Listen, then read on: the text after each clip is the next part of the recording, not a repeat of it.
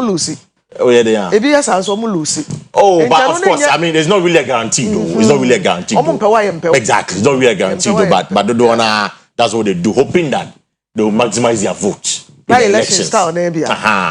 By election style, maybe. Mostly, so by election is to try machine in your answer fee. Earth moving machine. Exactly. Come on, I see no need. The same thing happening. Some again for the year, John. Some just you know from Cheddar. Some that dial. MVP NDC. The much move against your Macabeba, but any Juba. A crowd don't come over. Got for almost Cheddar. Okay, memory. It was for redeeming Eddie Kwesi Parker Wilson and pay minimum bar. Parker in nearby and Kuya. And so, or mining gun and mining into your best some. Yama not quite bad that more say, except Mudia Fidena to Oyerepa TV. Now, you may fear safe Sabria. Ebekwa yet 9:30 pepe. And you might be brave womb and common de dinner pa. Yanyesi campaign ni mua yari hono. A moon common be the fall out from the Ecoso campaign a Ahudunia. Omo makano mako file, no masa kodana. CPP ni omo keke kan wono. Omo ya campaign. Oh, let's say question let's say campaign and your social media quantity is one campaign. And I tell people that see when that's only exactly. It's in at least at least see with them a lot of good friends in the CP, so I know what they are doing. What they are doing now. Oh, what they are doing is they said I'm the manifesto and the church amount for no somebody and I'm a so they are working. I see. Senior any be who challenge. But they won't win the election. Oh, at least I was saying come to me win seats be no be. Because every be a year by CPP or be me and Sunday night of parliament. 2000 or baby. Your current and present Ghana. Well. I was so for the money as Mamma Quab, but when you are common or a home, Yatana see a biddy, you may come on getting to motivation, whether any forex newsroom, newspaper headlines in review, Ghana to say health and lifestyle, and a fee agenda, no one casa, and you share the synconia. A two side fre a manyoku who don't need pumping phobia, my omodo wa drink cherry boy you may. A do see a telephone homa, a brew who announced will be a cherry wadring, not yen I acquire me, the money as Mamma Quaba. Kwesi, I'm not paying common kitty, a bigo crum, yes, cocoa smuggling, tax force be Akua Asieduaa $100 of cocoa, older credit. Oda krade yakosumu heya wo sena ye oda krade na dam na ebeba no e no saje for Dr. Kwame Nkrumah tu omo de omo ko nu akrade e no jo omo asase ne de ye dam no nti oda krade ho no ani ya timpoku ne pon ano ho no yesi yi police for ko seize $100 of cocoa ya smuggle e di free baby an nam de re say remu akotogo Meboa. Togo na Oyerepa. Last week you so much bi wo boko. And also so Burkina. Na still na ya to koko ni mo 3000 no mo nsa mpede e na buy na dey no betimi ya fa. What it means is omo dey no was so chair dey probably I've not checked but the last time I checked no mo dey no was so chair dey but you know it's not Akua 3000. I don't know how much in the safer that's corresponding to Ghana because safer na ho dey no so chair Ghana for safer. In assume you say 2000 safer. Na so was Sabagana be 5000. What about and I cocoa board for so reason concern be say and you cocoa ne wo say one we dua wa de but aban so invest wo of course o spray or the fertilizer yeah and you we na we akoto ne be wo pesa ban ne mo ka na ya chichi say nipa ni nyina a nkom de kotogo a wo maka no ha say nkom de kotogo na surveillance and a man penny for cover ya $100 a worker mo ya counseling nyina e de afra chippings a good tipa track him number no card number GN 177324 nanka chese free Ghana high ram akotogo e no makocho mo new akrade nti ensem e ho eno no Kwesi Rocha Ghana so filing injunction against the lands minister as a protected biodiversity areas ni nyina ye login ti metwa we kura de anya mining per se ba ni nyina no deplete asase no ne nyoma ni nyina ebusafo ye ka biodiversity area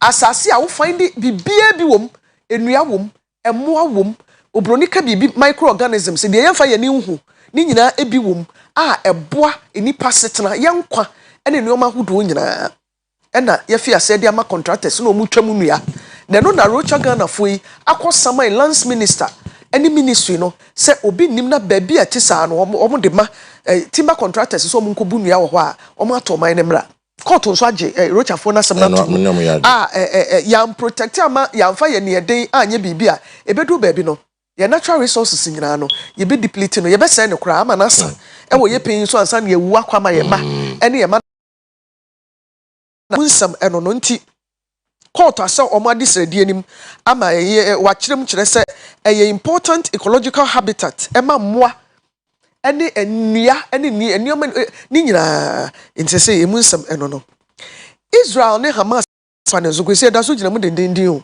ama ye so omo akoto topa ye akoto Gaza school bi ama na kumofre 15 Israeli attacks ahodo a ekoso shelter omo totugu Palestinian force no akuku school for nipadunum wo central Gaza ya aye arehosem na Israel for no enye omo adwen ese omo begyae entokwane ko na nsemi hu yese Israeli ambassador Ghana ha ya omo grantee interview amana last week o baby na meet ya eno omo bisa senti attacks na bekwa wie da ben o se egyae Palestinian for ne beto omo ase Wotanfo nso de nyame de ne show say ni so ogro so finish ni so ogro ne so mo di agro a omo beto omo ase now imagine say wo so a ni tu utimi koto bobo bi no wada ni tu de agu so nyansa me ne wo Kwesi nyansa me ne wo wo etu no ni bi o de owo tu no ikwa no akoto bo abo no so ada ni tu no de agu so utimi kochi ni nipa 50 no aku omo no so abechi 2000 no aku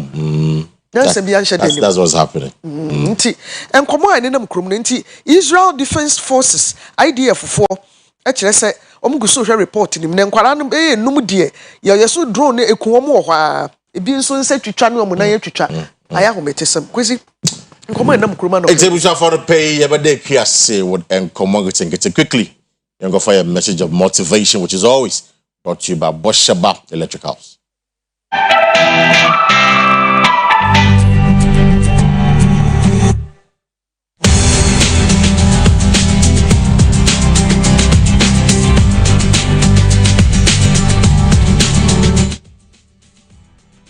For another pay, our message of motivation is from a friend you see or say you can't help what you feel, but you can help how you behave. Again, I'll say you cannot help what you feel, but you definitely can help how you behave. Margaret Atwood Otiasio, were the 84 years for 18th November 1939. Na nidi fu ni Margaret Eleanor Atwood na oye Canadian novelist, oye poet, oye literary critic. Since 1961, and our publish books are will be 18 books of poetry, 18 novels. Eka ho. Na Margaret Atwood, edrobi wa wa tete edrobi omuga mrewane sa Atwood bitters no. Margaret Eleanor Atwood na samo kana no pe eti o se de wo ya wo de eno no wuntimi nkontrol wuntimi nya wo hwe na mom de wo ne ya wo a wo be ya wo ho no eno de wo se wutimi hwe wo so ne wo ya wo se bufuo na ubuafuo se eni areho na aba eno wuntimi nkontrol o na mo ubufu a de wo be ya wo ho de wo se wutimi ya ho bibi enimi na me bufu a me control me ho enye yi o so oboa ubufu a control o ho wani ji a mo wani ji moderation because adekwa na ma wani aje no ebi ana obi nso arewo Kwesi so ate ase nti wo ye bibia ye ni moderation it say ba ye beto yi wo say sometimes ko mo sign pact ni wia especially otufo wo be win no susu jubilate wo do owra wo dem ana wakobo se na mo di pia bontin no bi kona kwotwe ne ma ya afi ana wo kohuru obi a wo be ma unipa na ni abre de wo feeling ne de obi ntimi control wo akora ntimi control na mo feeling ne ba de wo de beye no eno na sese wo control enti me gira Margaret Atwood asemi so ne nyina de atu ye ho fo se ye be kwa bato so enche e de ya obi bedi nkunim ama obi ahwe ase ya ede ani brebeba wa wo bedi nkunim no wo celebrate na wo jubilate a enkoye no emoroso ye ni moderation se de be ya enkofa oha obia emfa emma and one tibuzafo and on pay that's a message of motivation quickly you can check it weather for the next 24 hours.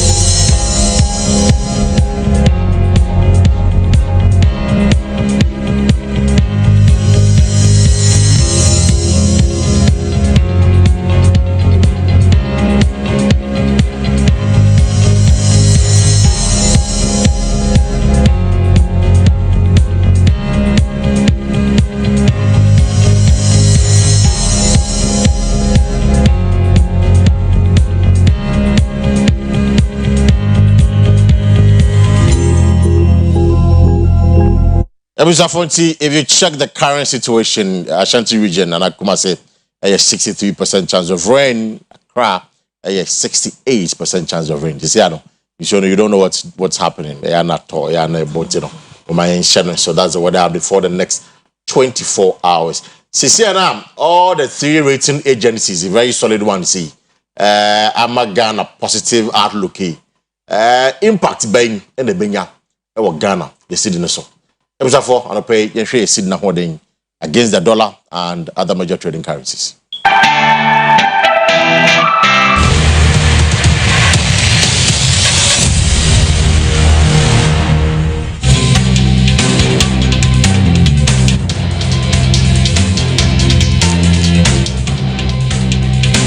Yes, any a pound selling as semia and one any at Simui. And a period the home common be cranny, bidi, Ghana to say so. Yes, importers and exporters and nature say a bedu baby, and you might different Ghana a bebane, the Abaco Fadia Bano, any Susans and so no, yet Tanasiano Pay Becca. Now, ye importing on so dollar ye be any pound sterling ye be a co ebo and 1 year did you may. And so Africa could be 1 year cofa brunya, no man yebeco, a cofaba. Baby a cedi ni dollar ni jina, pound sterling, euro, Canadian dollar, ijina no pay any. Bank of Ghana the figures na my release my no pay US dollar and 15.8 kapre kakra gu so, pound sterling 20 no and also kakra gu so, euro 17 kakra gu so, Canadian dollar 11 and also ebi gu so, na Chinese RMB and also so market time e wo kire ho 2 no and also kakra gu so. Sika no Debi ana ho den akogina ene anopai eno no. Ebusafo ye de besi wada ne ye ho. Ye to mpirasema tietietia ye ba up next year sports with Baba Isa.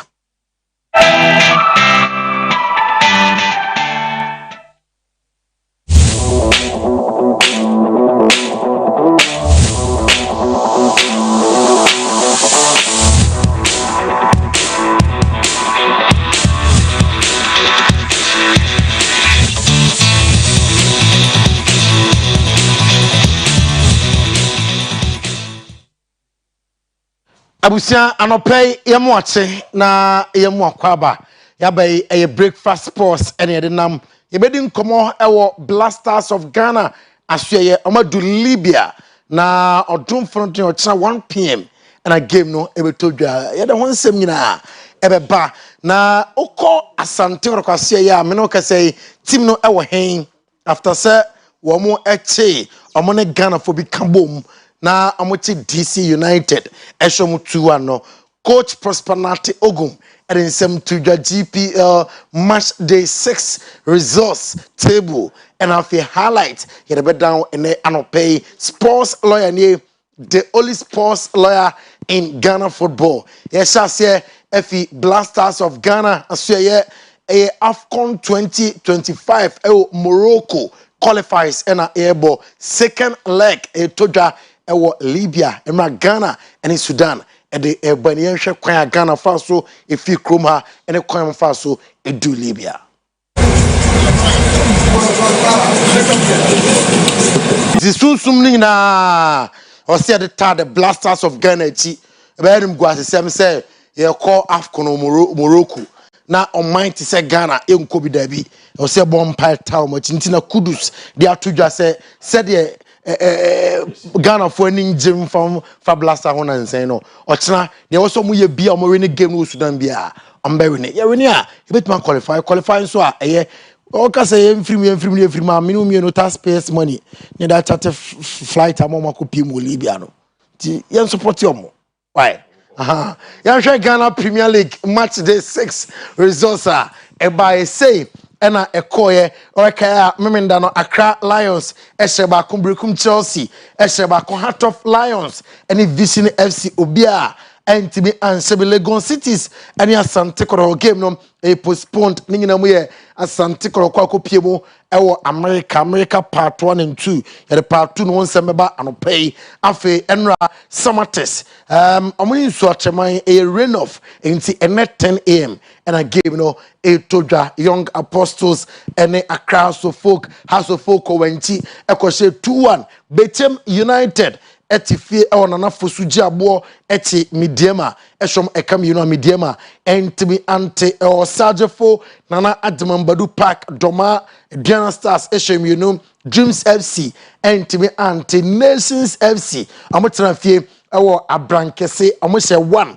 Emma Bibiani Gold Stars SC1 Baseke Holy Stars ewo nyinase Campark amose baako Karela entimi ante after match day 6 say and a table no etiem Bibiani Gold Stars about 6 matches. Amoye one of the teams will be to share more after 6 matches with 12 points. Asante Kotoko about 5 matches with 11 points. Otosum you know Midiama about 6 matches with 11 points. Brekum Chelsea Etoso and 9 about 6 matches with 10 points. Nations FC Tosu Enum 6 matches 10 points. Vision FC Etosu Nsiam one also 9 points. Heart of Lions Etosu 8 points. Accra Folk after match day 6 Etosu and with 8 points. Now Betem United Etosu and Chrome one also 8 points. In Swachama Etosu Edu 7 points. Samates Tosu Dubako 7 points. Baseke Holy Stars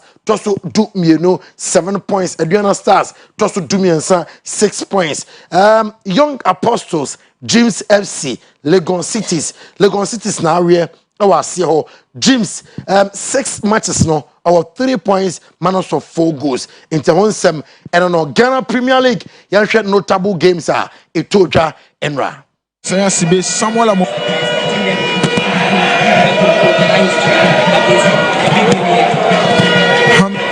a former great Olympics goalkeeper.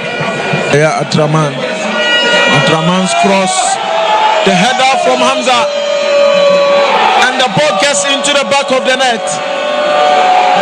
And this is a goal for Hasselfolk. This is how they get the first goal. And nothing. We're quite ball watching. And guess what? Look at that boy again. The defenders were all missing. They were beaten to the pass. And a clean goal. Nice goal from. Look at that boy again. Nice win play. Incisive pass, of course. And that was a corridor for uncertainty pass. You talked about the defense of your. Of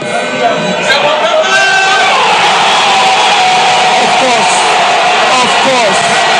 Wow. Oh, wow. Wow. Samuel Prempe. Goal of the season contender. Goal of the season contender, Samuel Prempe. That was brilliant. Absence got the equalizer for Young Apostles. My description for this goal is absolutely wow. Brilliant 10. Look at the distance, look at the angle, look at the technique. Brilliant. The goalkeeper was totally beaten. Brilliant goal. Such goals are harder to score in the Ghana Premier League. And it should make no mistake. This is called a half chance opportunity. This is Sani, the assist of the first goal. Sani is still in the box. Sani sits one player down. Sani's ball, Hamza Issa! And Hasselfolk, in the blink of an eye, are back in front. 2-1 Hasselfolk. Hamza Issa has done what he does best. Enti Globe TV for the kukucha match na anopay yenya bi ayi amohwe bie yemfi ho na afi yento asom emfi post match conference num Abubakar Watara or coach Emma Accra Folk no team say or you happy with performance and Mountain a day nebom na a tough game. Today match is very tough match. I know it can be difficult for us because of so many things, and Young Apostles are a very good side, but we're trying to maintain them. We get the 3 points. I think it's our second win. We can't jubilate too much. We are continuing to hard working to see what will happen in this league. But second win, we have 2 defeats, 2 win, we have 2 draw. I think we are going to make our effort to do that hard work to go forward. It's not easy, but we are going to do. Well, it's hard luck. What I'll say is hard luck. You know, you see by yourself how my boys deliver on the field.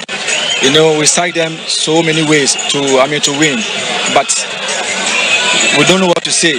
It's hard luck. So we'll go back and correct ourselves. As we are going to Accra Lions, we'll go and win and come back to it. In fact, it's one of the best goals. If CNN can cover this one, can give him record, and they write it in the Guinness Book of Records, because where he's coming from and where he get to score is very marvelous. So I think it's one of the best. Yeah, I think if they enumerate this. Openia Otsenen Richard say, and then some tuja. Ochem said no crane, it was hard luck, and then amwa ama inkunimje anko ama young apostles Kumasi Krobia Asante Kotoko. No crane said Ghana select side. DC United, DC United 2-1. Na Prosper Nante Ogum, a coach Emma Asante Koroko, a good exercise. The man no ombo modern our game. Sunday Laza free kick.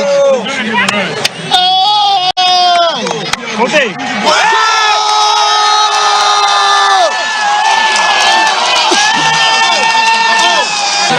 It's not easy. Bono, we came with Fafa the Amani in Yabon, everybody. This United the Manchano. We came Akada. A throw into DC United. We have a very dangerous spot for Kwesi, Argentina.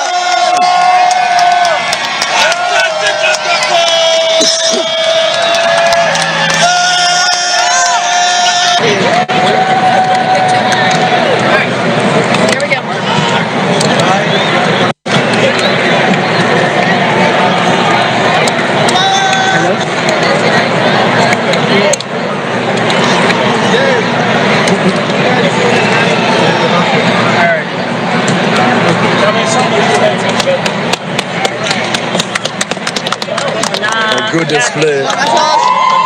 Coach Prosper Ogun.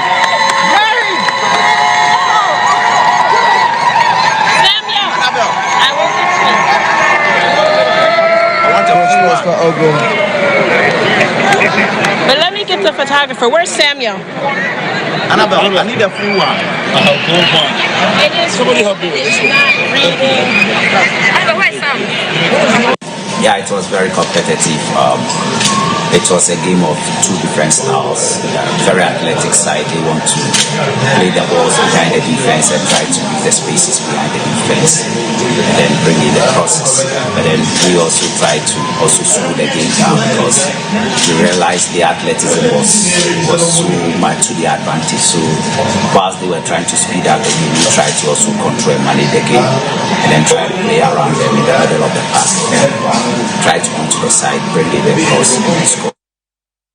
I will say that is all for sports, and then I pay sports lawyer near the only sports lawyer in Ghana football. Ebesha biem ema no nkron about pemu na the boss player sometime otu champion atrase ewo akonya kese no ewo today's sports no so edan ho aba e ba Kwesi Parker Wilson and sister Akua e the Oyerepa breakfast time dia kanyina etwaso.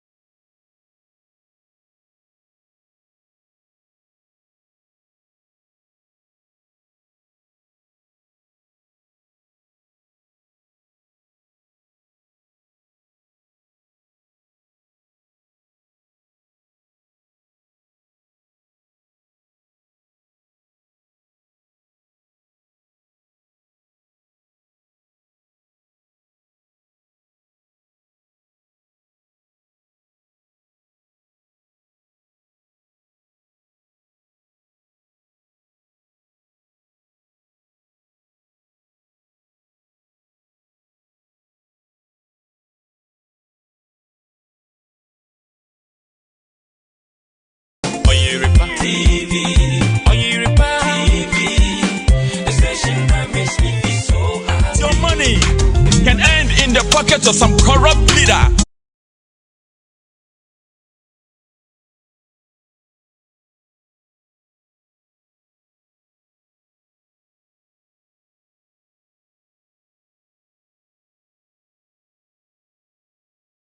Pressure on your government to do more. It is a abandon near man koye na Ghana for can. Na moya sutie de ama yenye se bia ye kawie na hu ye na be muna kra ye beka. Memo ache ene akwaba edo badwumadie no so de du so e da obon krata ahodo no a atodwa e wo Ghana ha nyina na ye pone bi na ye di ho nkomo so ko new stance ahodo no a wakwa akwaje emu enchire mu. Midi ne maame Frempoma Kranche FK for short. Kwesi Parker Wilson when Akua Asieduaa the evergreen. Tena say yenko na enedwa no pay yemfansem ne. Enuano mamwache. Yeah, wa. Yensempa. Sempa ye. Na me Akwa banso. Ye nua. Akwa banso. Oh me amitimu hu. Anope nkoyi. Ye nua ye nua kafra you under the weather. Nse yi na ye na ye. Then I ye. What you say? Then I ye. Ye wo yenko bi. O just say. O me nyelefi. Ye. Wona ma wa to kwadwene bi. Me nyelefi. Ye na ye. Nti ye ma anti. Ha ya kwa ho. Esa ngo mi ki. Ye be chiro. If you know you know. Don't worry. Kasa. What's this? Okoka ye beka so ye den. Beka so onye. Ye beka so ye NDC ni. NDC te so na akoka beka so ye MPP ni. MPP te so na. Some be accusing say be MPP ni accusing some be NDC. Eno ne ye nti u tells you I'm doing the right thing.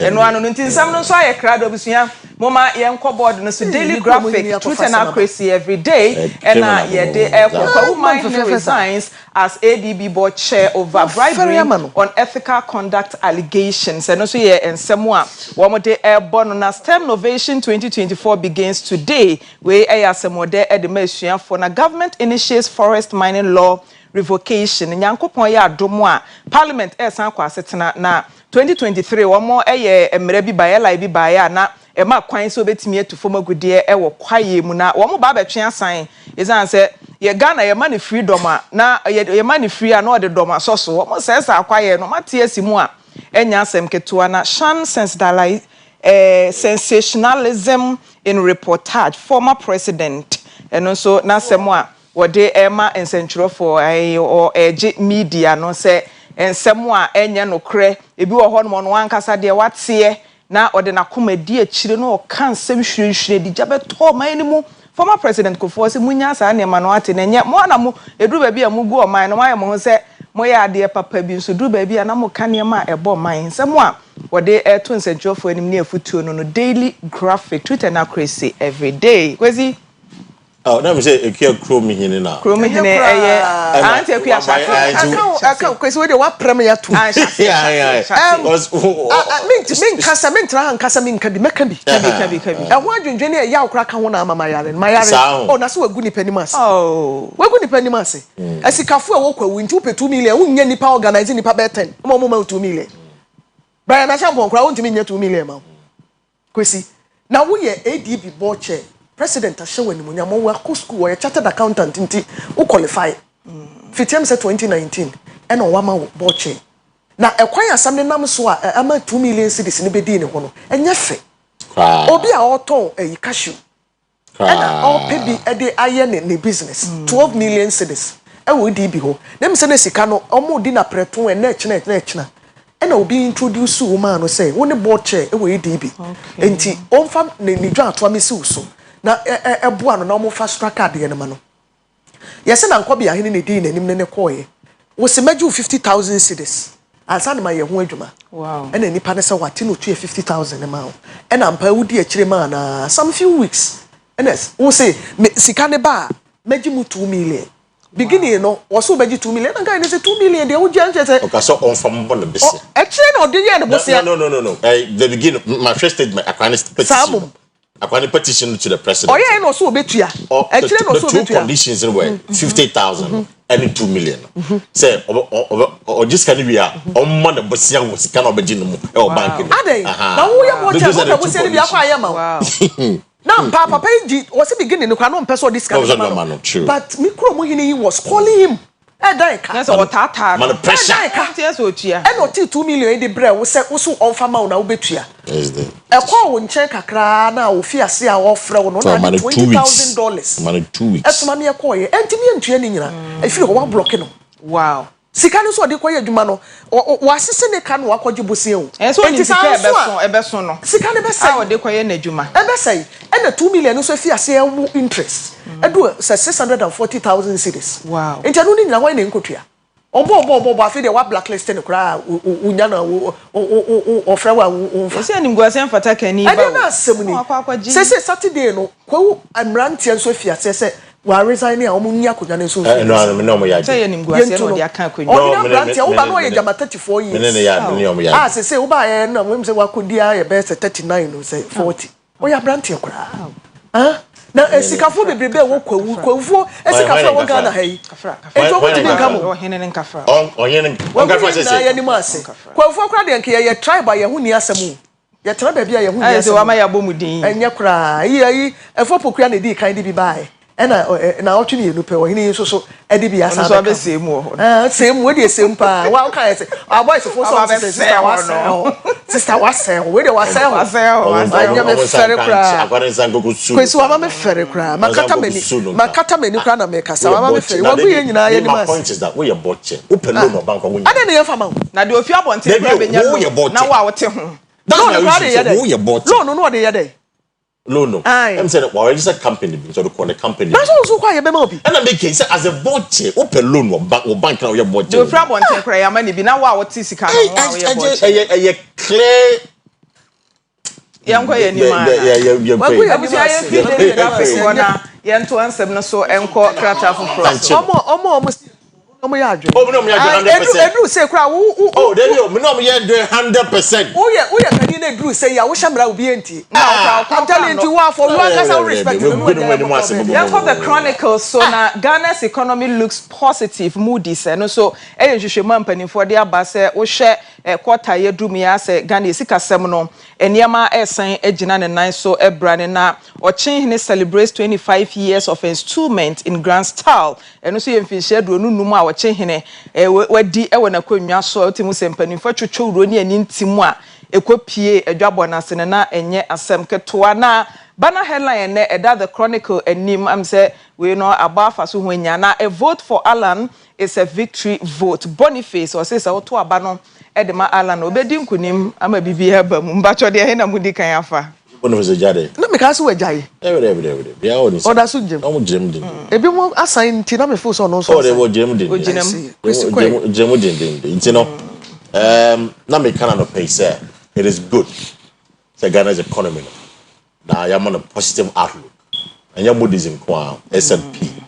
and the Fitch we na say the credit ratings in the caution okay into the rating service here debt what it means is that the ko bobo sia e betimi tua sanity the ma me ka kira ban no say yenya positive outlook won hwe no ko bobo sia won hwe yi was besia bonana ama yedu bebia ko du ye no e je say bobo to so en maka say even the Moody's for no omo kan say though your positive outlook election year ebia omo so say ebia na assign misbehave na assign go back because every election in Ghana every election year we spend beyond our means yaboka every election year campaign we spend beyond our means COVID scare by 2020 ye dey move half ekoye campaign Felicia Tete, Sagnayogu MPP, Parliament candidate. Eka chair say the man 100,000 PCBR 100,000 campaign. I say COVID. The COVID a day. It is a shrimp in phone. The wizard of the put it down on the flag bearer. Donkey, that's your finance minister. No busiambo. Because finance minister obey coming this obo busianda. If you are a bank and a veggie 10% there that's no. It don't go obo busiano. Second of right and the bank energy 10% no. When I could negotiate, we say we will be 10% commission. So we are mini pay. Some mini pay 10%. We are only pay. The only other you must have called. Yes, of course. And who is Alan Chamantin or Bon Homoding or your campaign dear, but Emfa and your Juma. post abe na actually say MVP na NDC and I can say no omo ready kan Alan ne Chadamo there omo ne mu bi even though they have a sizable number of votes there na kwan per research and I'm so a sizable number of votes but at least omo bomb homode it is say bia omo timi sustain campaign no this year don't forget it they say na Chadamo na ho 2032 na so omo fa mo abo ho the Chada say no and I like him for doing that when him say this year election so na so they be turn ne ho you just turn ho o sisi we nya ne we oni so this we nya ne we 2028 na we nya no about 2032 na we nya obejai it is obi na kind smart objective measurable you very attainable it won't me attain there never forget it a vote for Alan is a victory there yo yate nyame adoma December 7 and check Ghana for the trouble and say be Alan say Alan ye na ebe won be see here okay na me Alan vote for victory asemi of a Boniface ekay and paka una na me ne wo ka say osi adoye kra me te den ka chen Alan na yeah na me so na ye operations man na just ye mo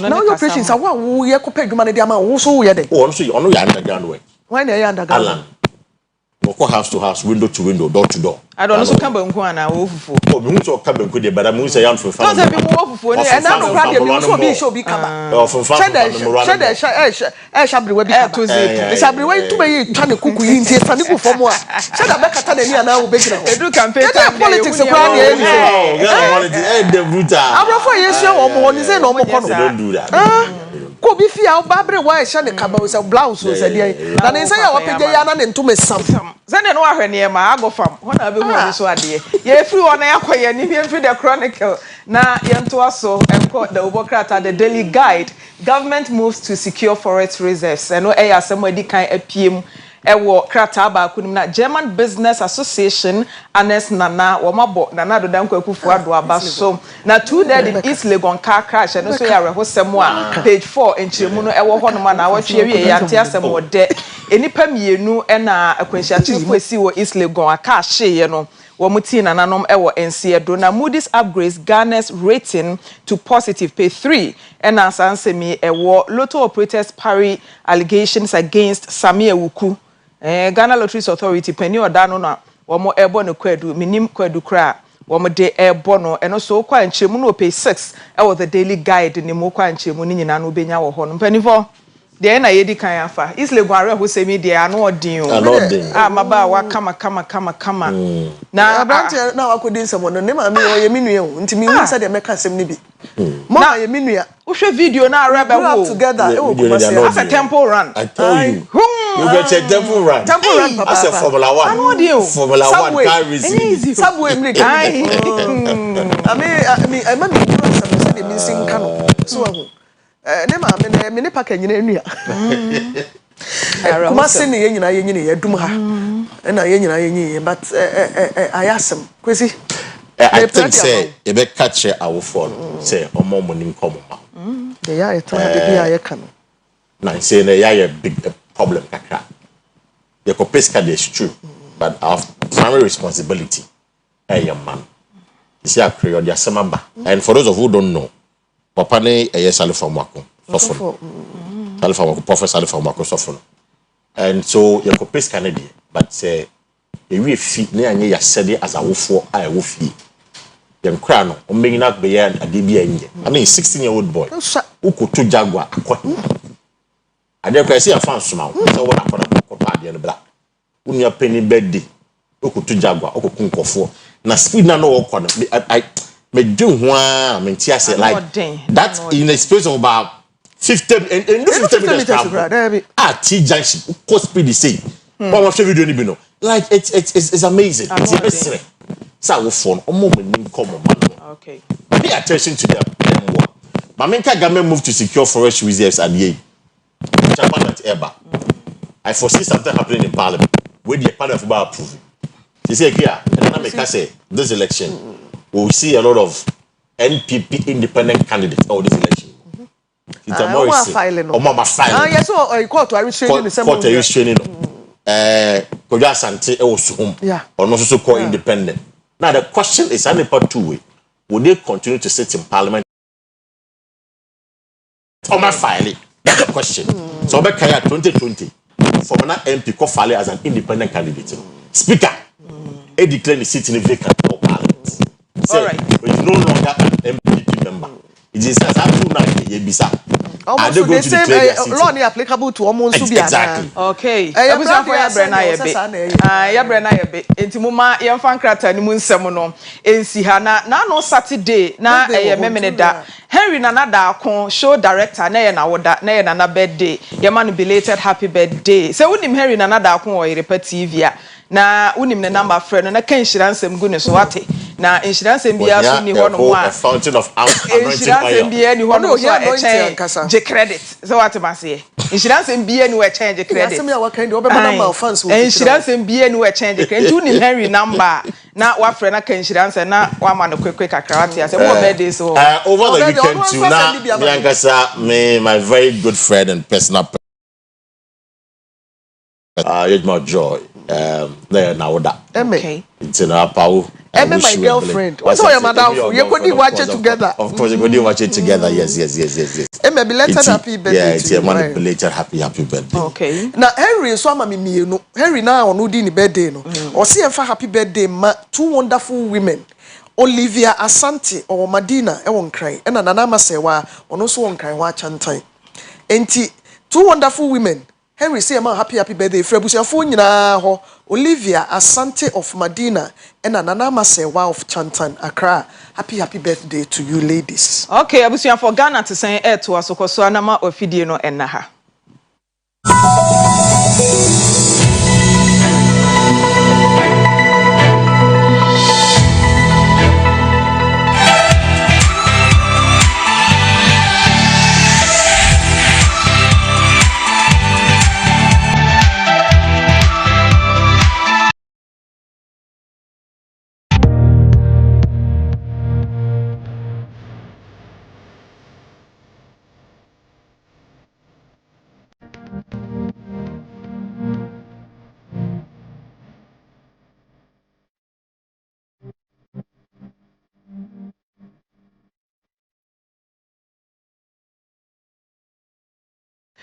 Abusiafo ye mamu nyina chibio mama kwa ba Ghana ti sembre so na yedri ebraso nsama wodo a Ghana manimo ekoso bia ya na edif sefatase yetie ne eka bie no eno ne de bremo Ghana ti sen na no pay ye ko Importers and Exporters Association omo epono ano pani a wono na ye wo secretary na boabo wono ma no eye owura Samson Asaki Awingobet oni ensam twefo atwehwe nkomo ama wodi nsem bia todwa sei galamsey any illegal mining ya ekoso my Ghana mu titiriw no ya ma kamia ye se ne oma mu di fro man mu ekonkrofo aman so eye nuane bayere banche bro koko ne oma hodo nyina koton ekonkrofo aman so no ebedu baabi no ananso se boboba ya abrofo ebefi ase apo ye ne oma no enam illegal mining enura ye de frafra ekotu sika no ene ne oma hodo a ede ohaw ekoye nuane ene sa ne oma ne so ye tu anamoni akwahoma so na ye ni owura Saki Awingobet na kodi nkomo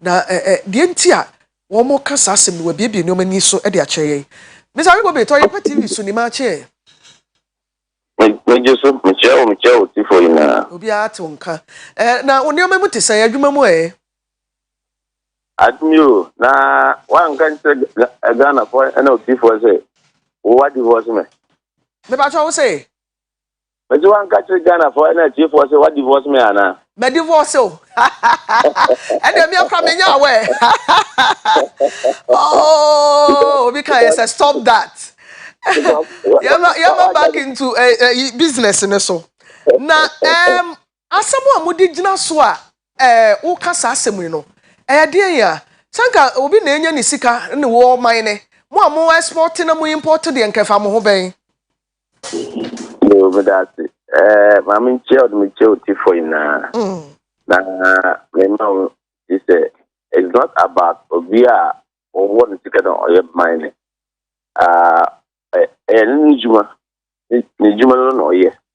and that is where he or she is surviving. Is it? Same thing. Obia or your expert also Nijumano. Transit as a country. Yama or being Ijumanti Uncle of Ijuma. I don't think that is the way to go. So my son of power and that station when I say, Mammy, if you are now won't I don't think you have to fight that because I didn't give you a job. And so we are not saying they shouldn't mind, but mind with professional. Mind, when I can say, also Ghana for you now, can say, we are new. Or can say, Nimon Ghana to leave Ghana. And now Asante go to leave Ghana. And I'm a boy.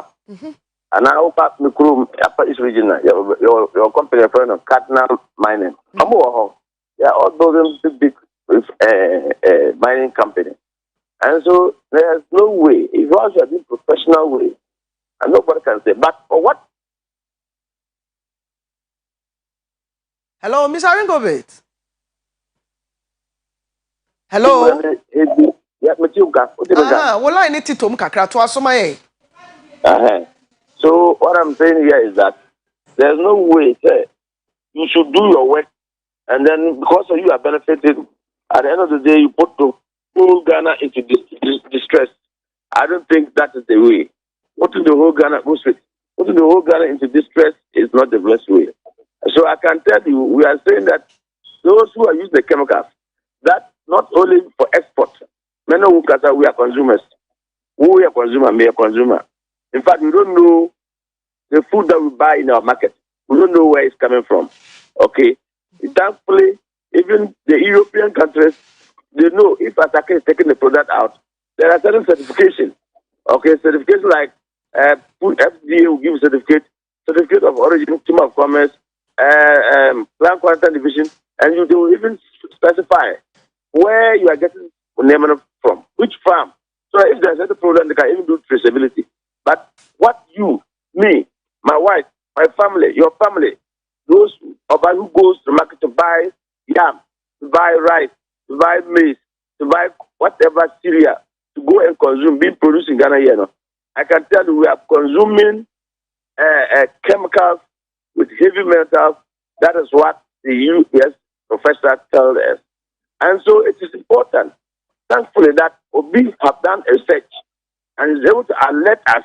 And we are also using stand on that protocols to advise government that this thing would, at the end of the day, will affect us and would render many people who are into Omoamoye exporters for them out of job.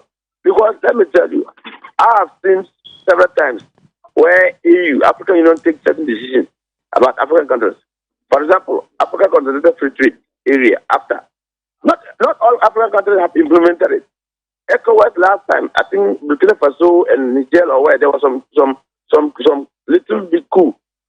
ECOWAS took a decision. I think at that time our President Akua Asieduaa was the ECOWAS chair. They take decisions that they were sanctioning those countries. At the end of the day,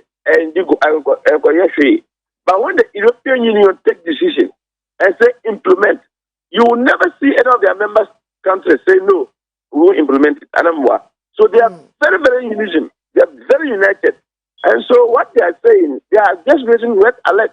And so we as responsible organizations like my own will have to also tell government that if care is not taken, we will wake up one day and more they are into export now.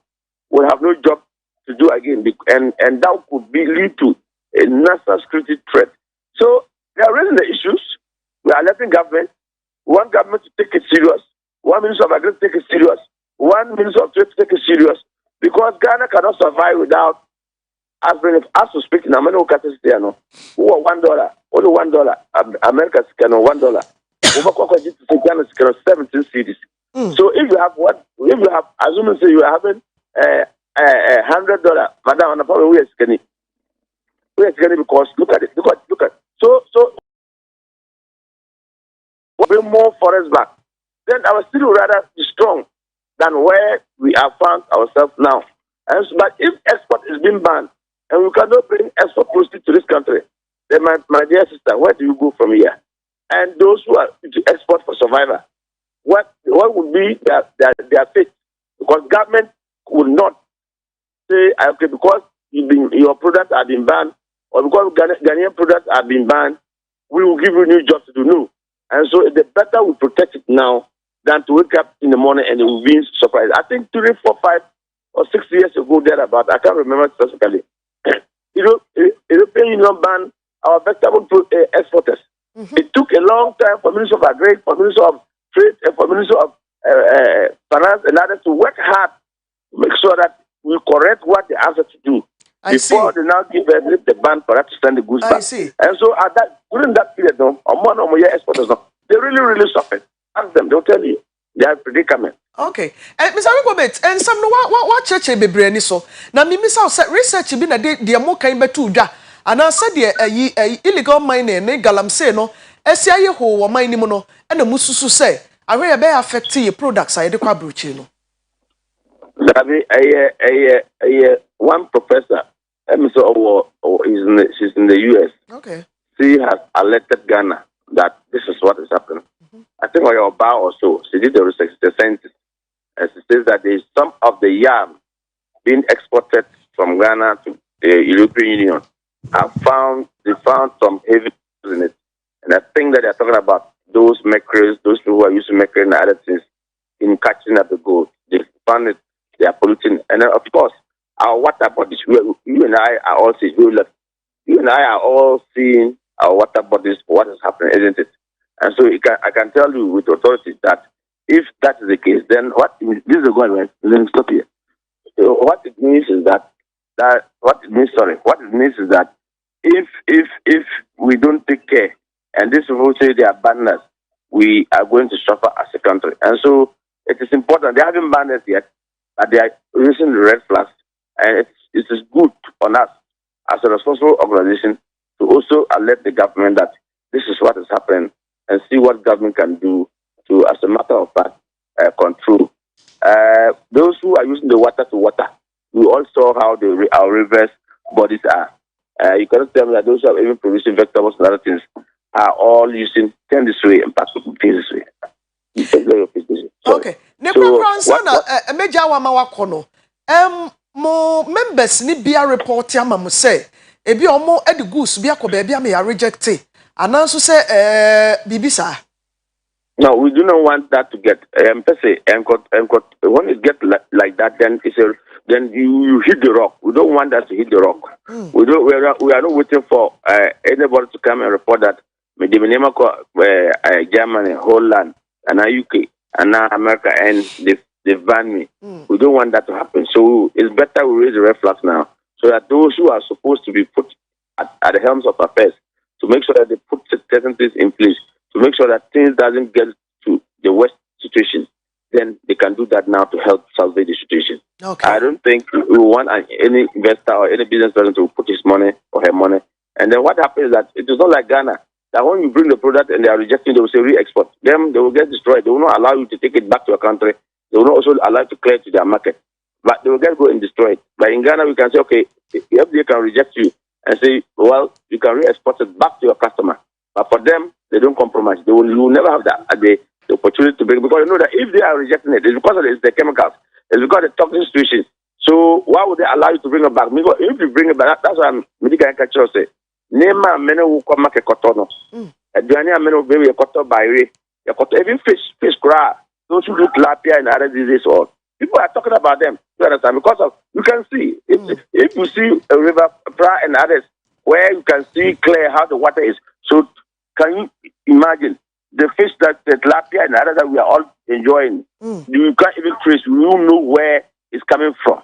So we are all consuming toxic. And by Ghana, I think we are comfortable with it. No, the scientists in Ghana, the negotiators and others, they have not done any research to even tell us what is the challenge that we have. How in the next 10 years, how until I think someone said that in the next 10 years or the next one, Ghana will be exporting water.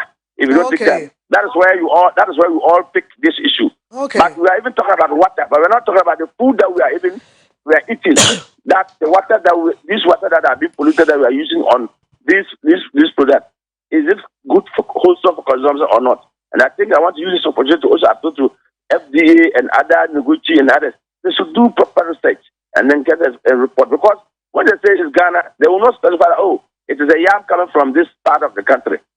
Okay. So it will affect all of us, and that's not the best way to go now. Okay, me da se Mr. Wingo bit. Me da se no pay papa. Se wonya ye hobre na ye di nkomo yi. Me gi di se enso wa ha ya. Ye nya no wa ha. Ebrepa mu no ye besa to nsa afro. Na da bia na achi bia beba kuma senso. Na wa make time na wa ba na ya tena se studio ni ye di nkomo. Ye da se. Me da se pa. Me da se. Na me di one bo me abaso. Mam, o se mam utwi no. Me did chairman, national chairman for PNC. No, one more my congratulations. Me ma congratulations. Utri nkwa na so unfortunate say ebra wo bedi chairman. Oh yeah, we court. Yamiya Duma Wednesday, we are going back and we will come out victoriously. I think that this is what the EC have done. It is unjust. They did not use. I've given them different type of report. The letter that came to my party is communicated different. The press conference that the EC chaired it communicated different, and now they have got to respond to our in court. And we saw what they responded. Okay. I don't think we want to have an AC that will give me 3 times. That's a double standard. But we are in court. On Wednesday we'll be in court, and I know I'm very confident that we'll have our day. We wish you well. Why? Nyame adom na wukwa na twam a de bia de besi bia na wo besa ateme nka ye beba na ye no abedi nkomo. Ye da se. Abusuafo ra Samson Asaki Awingobet Importers and Exporters Association of Ghana. Omo panyin no no anso ye PNC amanyoko no national chairman.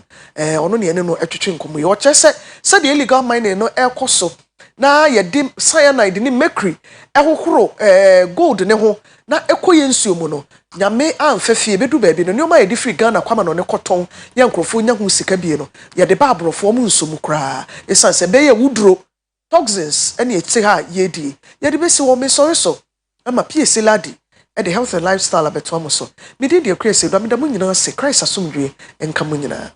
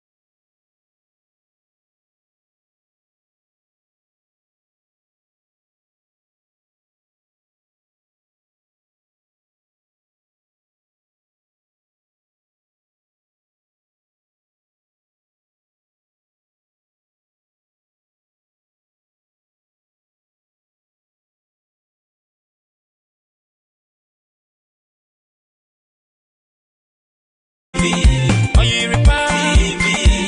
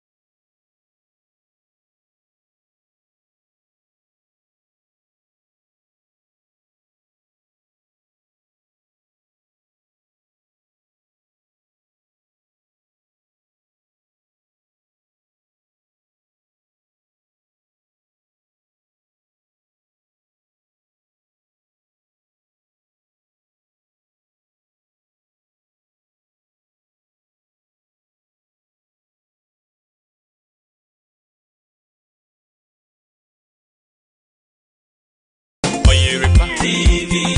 Oyerepa TV.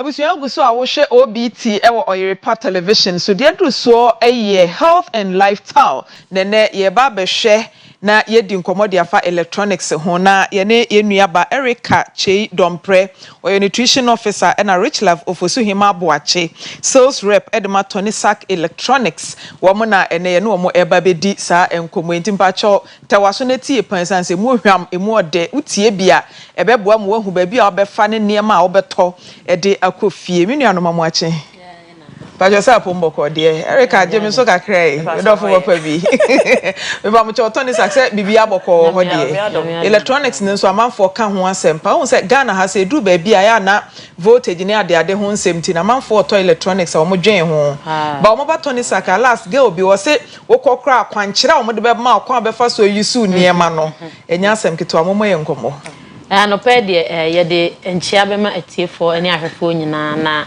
ye de hu ya na ye nsempam kwa na ye de na property ene Tony Sack Enterprise na ye reduction sales said na watwe mu no me kan ye no ye reduction sales na reduction sales no it is say I think the right and simplest word I make me say don't come so because me bo me nyoma don't come it means say na nka wosen kam digi say pa na so ma chabo ni mu be say mienu se be fa ko because e bia me wo nyoma na do so ntim be say me ton free ho sa na sales etie etesi ane de fe me mama aboka adama da so kran sales and this promotion sales yes say eni kwan say kura na me deje e bi okwa ye de more than say ye kura ye tono no less than say ye tono sorry enti anopai de reduction sales aye no hankomo e na ye de bremu na emre bia say na yesi en best and bosumi ni e chireni no na ye say enoma na obeto no ye mpeso obeto ade no na be san kofa yare anasa kofa oyoni bi abrewo enam ade na wo use ni nti ade na obeto no ye pese so ba mfaso na bon ho ban yie e dey say the nutrition officer our property he nutrition officer menuaba Erica e wa ha nti mejai ama no na wo wi akakra bia wo ho me de asoso nti Erica okay me da wase rich love be ma ahwefo ina achi se na da bia ye no ye be hia bi kakra fa fruits ho na properties for the say wapomden ye hia asem na ene no ye bekom kakra se ye ka se healthy eating na e kire se udidi ye na ama wapomden na de tie ne se ye wo nwanunu wo honom boni fa bi balanced diet e wo se udidi nwanunu na e bi wom ye wo carbohydrates ye proteins ye fats and oil ye wo vitamins and minerals ye wo nsi wo honom enti no ene ebe femu baako vitamins and minerals ye nwanura empempe na dɔɔso wɔ nnuaba ne atosodiem enti me two fruits esi hɔ sei enti ne sɛ obu hɔ a efiri afe na hyase kora be pemene kora no eme sɛ oni fruit kora nko nipadua mu ɛna de etia ne sɛ fruit no enye ni bebrebe enye sɛ kwadusa anase watermelon mu aba ko yesi fruit enti na wafa ni dabi fruit ade a wo hia ne kakra bi ewo nipadua mu ebise yesi vitamins and minerals no micronutrients ade a kaye hia ni pi ewo nipadua nim kakra bi na ebeko nipadua mu no ebeboa wo enti no anopai dem pesem no kasafa watermelon Erika won say obi timi ka say o mi de fruit de mi di na mi di o say o mi de mango de mi di no bucket ma enye sa mi di mi mfili na nye sa na te Debi e wo say kakra bi say bia ena de te ne say ho eba nutrition na say aduane di mu a na nka ye bro ni beka ne say individualized ankrankre wote ha no se ne ebe su aduane ama no different from rich love de obi ani na didi obi ani na didi enti ha ne de kind of a general tip enti kan ne papem pa dia ka one-on-one consultation because obi ani ni pedua se ne mu do te different na yin your physical activity level differentiating tinka one-on-one but when you general tip enti ne metimi aka ne say fruit de kaye ni bebre na nka ye hyeso ye moderate ni intake since ne say de kan e wo fruit sugar e friend fructose enti we so control the amount of fruit na within kakra bi watermelon kakra bi but kakra bi ni begina ankrankra so de metimi aka no enti ne metimi aka say nutrition no obu ha e ba na dwunim say oh na me ko hospital because me mo ye dunti na me ko but nutrition dey cut across if you cry sha say free same conception to say ebeba childhood na about teenage na about adult to neko aged into stages but and then I'm going to the make fruit one some watermelon say ka say watermelon na yin na nim say a bright red watermelon contain vitamin A na your plant based foods and I say enye free nwiemu a your free be carotenoids and no na ma fruits and vegetables colors you find say bo ho yellow bell pepper who say yellow watermelon red and toast red carotenoids they make say natural into no normally say wudi a e be convert it to provitamin A na no ama retinol e woni pedum say vitamin A na dey ma into the tell me say wudi watermelon a ebo ma wonya vitamin A woni pedua nim na wo bebusa say vitamin A no e dey na yema yini pedua vitamin A ne bo ama wani no ehunade e prevent night blindness say bia wani no yokuskuku kakra e wo anadwuma vitamin A ne bo eti wani so and na putoka say ne beka ne say promote the growth and health of cells and tissues me hu say na me simi kan twi cells ne woni pedua nim na e bo e ma ewie peye anase enyini kama and na sapo e ho ban free enyarewa ho and na bio so no e say antioxidants se meka se bibi antioxidants na chese sade no e bo e ho ban e free yarewa ho ye fra de bi free radicals ni ade a ye nyina ye obi metabolism anase dwumadi e koso eni pedua nim nyina no ebe produce free radicals e we nipadua and na ye wo artificial ways so a wan kasa betimi a produce e bia wa lifestyle be menfa ne say bia smoking betimi a produce free radicals but naturally na ye produce say bia wadidi na aduane mu obubu awie no e ne ka ne say bia metabolism enu ni wi a sa free radicals na ebe generate we nipadua nim na se wodi enuaba na sa atosode asa antioxidants no ebe bo yi sa free radicals no e free nipadua nim because enhwemu che say free radicals no set na nipadua cha etimi promote aging and I say bit mama wrinkles no abantem and then shemu sa che say esabo ye ho ban free yare obi say akomayare and I say chronic ailment say diabetes and I say hypertension preventive risk no into say si wudidi a ma fruits and count watermelon jumedi ba ko no ebi onso no e wo ade be fe lycopene so wo hwe ne red and lycopene ye tan hu ne wo enuaba na to so dia eye red mu and I say pink and I say orange colored into no in toast kan wo lycopene and watermelon so wo lycopene na so ye antioxidants and so boy ho ban e free cancer niema ho ene akomayare ho into yin na we metimi aka ne say reduce your blood pressure no and esa wo nnuane nuro bi fe no citrulline dey ene say e bi blood vessels nimti no e ma moja di afusa ne so in a way no e ma pressure e ba form into so watermelon ko anke say eniema de mani padua no e doso into anopa de e tiawa property electronics ye de ye say wapomodin ye hia asem ye nto ne papa ho ama ti wadaroma udidi a ma aduaba nka ho nemom dodo ne de e kakra bi eni kwan se edoso na de hia ne se ko apomodin aso ya ye wo ma yeto mo wasanim dienim aha so betime buki appointment ne no wakasa because bibia gina wo so calories now here no also intimidas. Okay, Rich. Nti I said ya can nice one. What say obi be ka say na property electronics and so there a fruit ho asem there nka efa mo ho ben but what say when nya apomuden a obeda ye adwuma pesika akotwa de wo property electronics. Nti ehia pa. Ya na bi mu am say je mo jama mo eta mu hu do mo fa. David hu hia pa. Very important. Yes, eno ne kire say mo do nipa. And any papa muden so da mwakoma so property electronics ye be hu mo wo he enti said ya wunim na nkasa ye Kumasi ene wo Sunyane Kumasi ye wo SD Karam building nim Oyerepa FM echi hanuma ene ye wo New Melcom opposite ho ye old pioneer building no dakodwom atasomanso taxi rank and chen honuma na ye wo enti so Kumasi be 0244 11 92 36 0244 11 92 36 and answer 0204 29 24 me pacho Sunyane ye kokoko board run about a travel and tour so on man the opposite why honto ye property electronics e ho ye showroom kese pacho wo Sunyane dwa ankwanta brekum tachima kronkura etwa ehonum nyina ehia mesew obekọ honum na se bibi uhia bibi ewo hona pese onya nkyeremu bia nso be 0273 26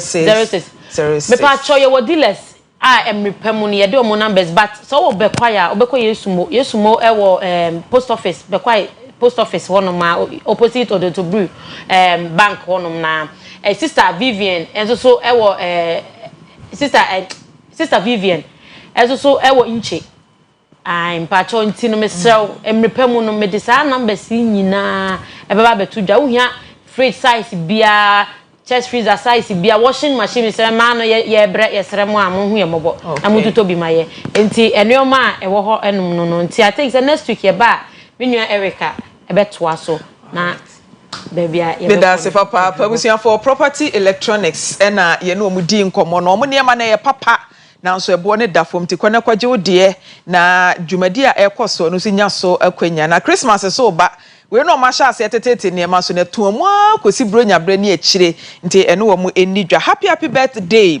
enkoma Mrs Joyce Opoku ye CEO a woda Part Pharmacy Bantama ena wo Part Pharmacy e wo Bantama efi udokunu Dr Albert Opoku principal woda Tepa Nursing and Midwifery College ano wono ena ede happy birthday we ma wo midi ne ma me frempoma kranche FK for short na dwumadie no wa wonim say do say ampempen so na edu so agenda ena eba koso ma afidie ne na ha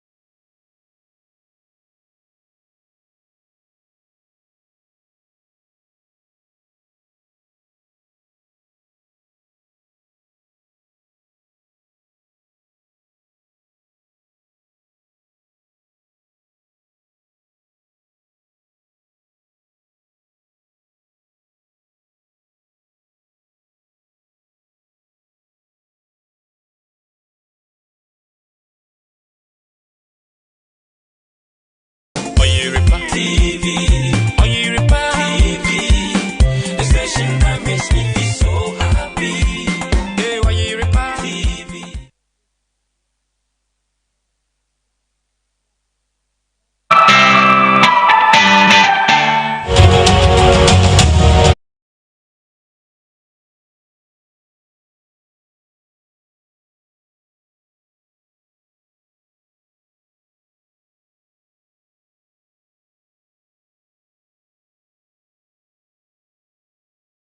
For Yamo Bibia, Akua BM, and the Oyerepa TV. Of course, this is your election field. This is December 7th, the election field on Oyerepa TV. All the happenings, our election, the Bebro across the 276 constituencies ewo Ghana na region bia ebe ko constituency bia be wura ho pinto from crying be right here on Oyerepa TV. This is your election field. Na ebusia for the pay your first that make here any a year health and lifestyle penny for and now no pay na bebe you do a OBT agenda. On the agenda this morning, we want to make a case for a year free senior high school policy. No, a very topical. Now, one of the biggest legacies of Akufado. Say Akufado, Jamena Dom, na Oye December 7, na January 7, or handi over. I just gan hobe Akufado pa a free senior high school. Now, free senior high school, you bush for another paper say who say and no. And a Ghana for Bijna so Abua NPP. No more breaking 18 na and as a nuntia. Because there is a data it suggests say it appears even beneficiaries of free SHS. Oma call free SHS no more na or more benefited from the system no. They are not really rooting for MPP, but rather rooting for a year NDC. What is the case? What has been the reason? Another pay will spend some time and interrogate this matter. Say, what the free SHS no bit me about NPP Amayoko ama omo winning 2024 election no, because Dr. Ahmed Bawumia is very clear in his mind. Say, Obeki 8 no. The NDC on the other hand are also very clear in their mind. Say, a idea 8 be kuta omunti no. The other one coming back to power. And another pay the be now my guest this morning it was for because say Obana say chama wuntu mi na na baha George Opokompansa, a member of the NPP communication team and the spokesperson Edma Ashanti region, the chairman of the NPP chama wuntu mi George awa another pay George akwaba Bibi aboko de sida Nyankopon adom e break akra ne room nanso penifo say 20 ya nya cheso ya metiasi and I'm abeto me teacher wa ha so there. Oh, chairman, the mami introduce it back. That's right. And Solomon Anane also a member of the NDC, you know, Georgia NPP Solo Anane, yeah, NDC communication team member Solo Akwaba. Abunya mejoso. And I'm oh, asanye training. Bia me kase. Aya mo media for no bebre asante matem a mo introduction aya ewie pe kakra. In repay you, opportunity. Na minim say strategy about all the business cancer group no want to. I be a genuine. I mean, correct me if I'm wrong. Yeah, because you see them introducing Dr. Juan, head of policy KNUSC, representing the MPP. They are body be representing. You see, I can say my correction will have 1,000. I am a member of the regional executive committee of the NDC Ashanti region. The whole regional executive. Now we introduce I am a member of the regional executive. I am a former regional deputy communications officer for the NDC Ashanti. Oh, yeah, deputy communications officer. Regional Ashanti, my deep regional. Oh, okay. Wait, see, I can say me a regional executive. A genuine mistake. Journalist baby na no. But what you no catch am say it's a genuine mistake. Yeah, tell come you with you won kan ho. It be part of producers won share so because now the man no member of NPP communication team. And me am say what charge me say we are checking the camp. And we say we deputy communication team member. Deputy communication deputy communication officer. See me a regional executive Ashanti region. Okay. Who in position be ana? NDC architecture na say to aba. You elected 17 officers. Okay. I had 3 appointments onto 8 to augment the and look at 3 appointments. 3 appointments. I've explained this time with that number. Okay. Again. And your NCB. DBO so for who Ashanti region, regional executive. No, it's not joke. There's no joke. They appoint it's not joke. Huge. Yeah, huge. It's huge. Let me introduce to you my guest this morning again, Solomon Anane, or your NDC regional executive member. Thank you. And or your former deputy communications director at the NDC Ashanti region. Solo Akwabanope. Major Sumia. Good. Osai teacher. Osai teacher. Oh, chairman. Oh yes. Oh, which chairman? And I said, I'm looking at the age and all that, so I'm just. When you know, I have close to 30 years teaching experience. Oh, great. Dwabe Secondary School. Okay. I have spent 24 years in that school. Great. Only Dwabe Secondary School. Yeah. 24 years in that school. Great. And see, sometimes they look at me and say, "No, I'm not that young." I see. Yes, I have age. Thank you. And the teacher and the student have made it. And I become free as a media. That is very interesting. Very interesting this morning. Is that okay? These are my guests. Now, George, I'm Bissau. Now, say, what a chairman, no more campaign. Yeah. So far, any update on that? I said, I call and then same this one. Back at Maminika in fast that I say, my new production team. It is always a privilege, say, Yabeba platform. So, if you say we are feedback at Eban, a dear dancer says, so better now Oyerepa TV. There is only we are seeing any dinkuta home. And Penny Force, there's son a battery who jump the horn. Right. It's Yano pay, my main fancy, I can say, Emma lawyer Bafo, a J. Bewa, a woman, Shasa, as parliamentary candidate. Osha Papa Honkika. Any Sebin Pabwa, and they are rattle how not in the Naya Shimunua, and now in the Naya Kushimuna. Then he penina him say, and Pabuano Sondodo in Tiansha, a barrel rono. Then so was Shem Pabuana, a fatano, Enti, and a pay, a bonabas in a Juma Dia, or yen, oh, Abada, oh, okay, Abada, all around. And now call a Santiba quiet so. Branty be lawyer Rafopo, do say. In fact, a Juma or yeno, ehu, into an also, o share say on a UBC Joe Wise and I am, and Yam Pabuaketua. It's me for quite reason as I'm penny for me no pay, Macha or Mustronco Quenso. Na chairman in common now, Wakofa Bano pay no. Say, make a sama chairman, dear. Na, I was say, me to me che, I mean, boom, was a madoti crew, a crowd, any berry, Mumaso. And I know say to another romantic. Many me teacher at baby and pay. Yes, share common platform. And no dancing, or share region Nimua, ye were the Ashanti Regional Minister. Campaign team, a committee, I mean, that's why a strategic communication committee. You're a minister and chairman. Now, share moi or de bois members of the committee, away you may dear moi. Bibia dear dancers, say Papano, and Yakwa. Say, a da, neada, was antimante moi, assume and that's who crying. We share and command pay with the other two, a far proba chairman, not or bad. Chairman, this in and you say election a year quay, but two days a knowing the voter. Knowing the voter. Enti ontana baby Fako. Our region, name over court, baby a tuabano. Enti Osani constituency more or by electoral area or by polling station. It is said you may na yeguso na yedi, any yankra. Say, or by Simabia and na yeka say. Ghana for Friday share nim say 7th January 2025. Yebe wono no. Or no any or by Sima or be boni kunuchido. Said the beya or be the standard of first lady.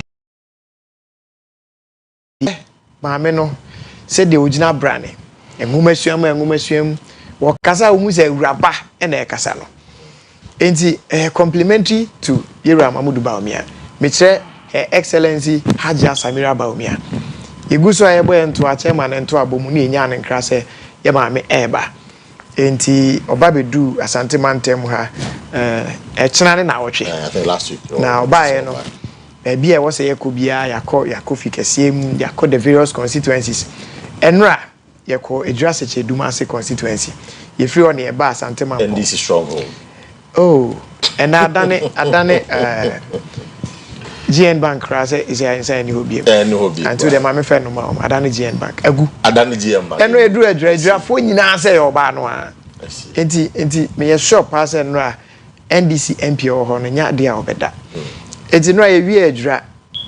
Now share or bar gifting doma hockey can or DBCI or Moody. You could do ya a mini rally. Now share lorry station a word dra. Any nipa a GP J Trada. Ebeshia mame second lady na enika ewi adwumade na o say ba santema pon beka yera kwakwan prachum so ho na ye adwumade ba ko mienu bi na nanom ahema so ko di nkuta ho na o hwe mame Samira ne to a ode aba santema ntem na hwe ne composure o hwe nkomo a odi a ba bi obegina bia o say communication there also audience analysis nipa etie no omo ye nipa ben na waka sem no said be ya e be court said e omo patie wetima address omo how abra wo kasa said be ya obewie no na asem bi sakra ni ho na maame ne a demonstrate okọ menhia okoda yira otumfo ase se na futuo ne na tenetene ene ama ono a otumfo ne ba yira mamudu baomia watimi abeye NPP Franka 24 enti de edi kan obeda na ase de toso bi osuso osan besre ne nsem nhira ase maba santeman mu a mebebo nto a time kunachi the senti na nafa nhira mame na ba bia metie bia no usunsum enka me ho yira so ehira na ase enti igua probon so na enra yehia nananom ahemafo na ohwe nkomo no se de koya mempese me teacher beti bi ntimi nka ne ha nananom ahema mo mampo a mo hwe na no pei nananom ma mo pia kane na nka me se ji utu ene de nananom monye mo 1 izanse yira mamudu ba mia oda number 1 na aprobon nyina no kasem baako de kakyere mi nyina ne se sebi atro ene nsema enye no kra yenuanom anwene ama ase no kra ye de tare yira mamudu ba omia ho no o de tare a na wai o de tare a na wai fi se nra ana se fi na otwetwa mu eba no bibia di adanse se santeman eda so gina NPP achi pintin a enya de a bibia ebesesa enti aprobo no de ya me se enka no kra ekoyie pa ma me hwe NDC na ma probo no you said last week mama a PCC no some specific tax bill or some year any campaign na ko se e wa chantry amencha na mesanchia etiefo tabi obi a wajebre ehwe Oyerepa bia enchia omunyina ye mampen dada His Excellency the former President John Dramani Mahama enche bia ababeyo mampen ni mpempe ayeken or upper east west and savannah area na oto Yankopon oman yokodro honhom da bia meka oman independent madom odeka nenam ombo no hoban the regional chairman Augustus Andres any party for nyina asantema chama the regional executives the various parliamentary candidates any groups are here omo further omo ye adwuma paka for the past 1.5 months mendi 4 days crowd come asia I see nyina ya tiagu and we have a specific mandate na ye koni pano si enyomo kodi nkomo a nsemo mboka che no entima wonda imagine so yes imagine Solomon memenye obia na ya chonkra se bia ye ba consistency ye call Adansaskwa Ketiama consistency na ye draw chinari no ye kroba akomiko do 11 p.m. Family call ye na udikro de ne hema ne I nearly wept that night na nipa eche e wa Adansaskwa se omo betie na ye kasa we na about 12:30 a.m.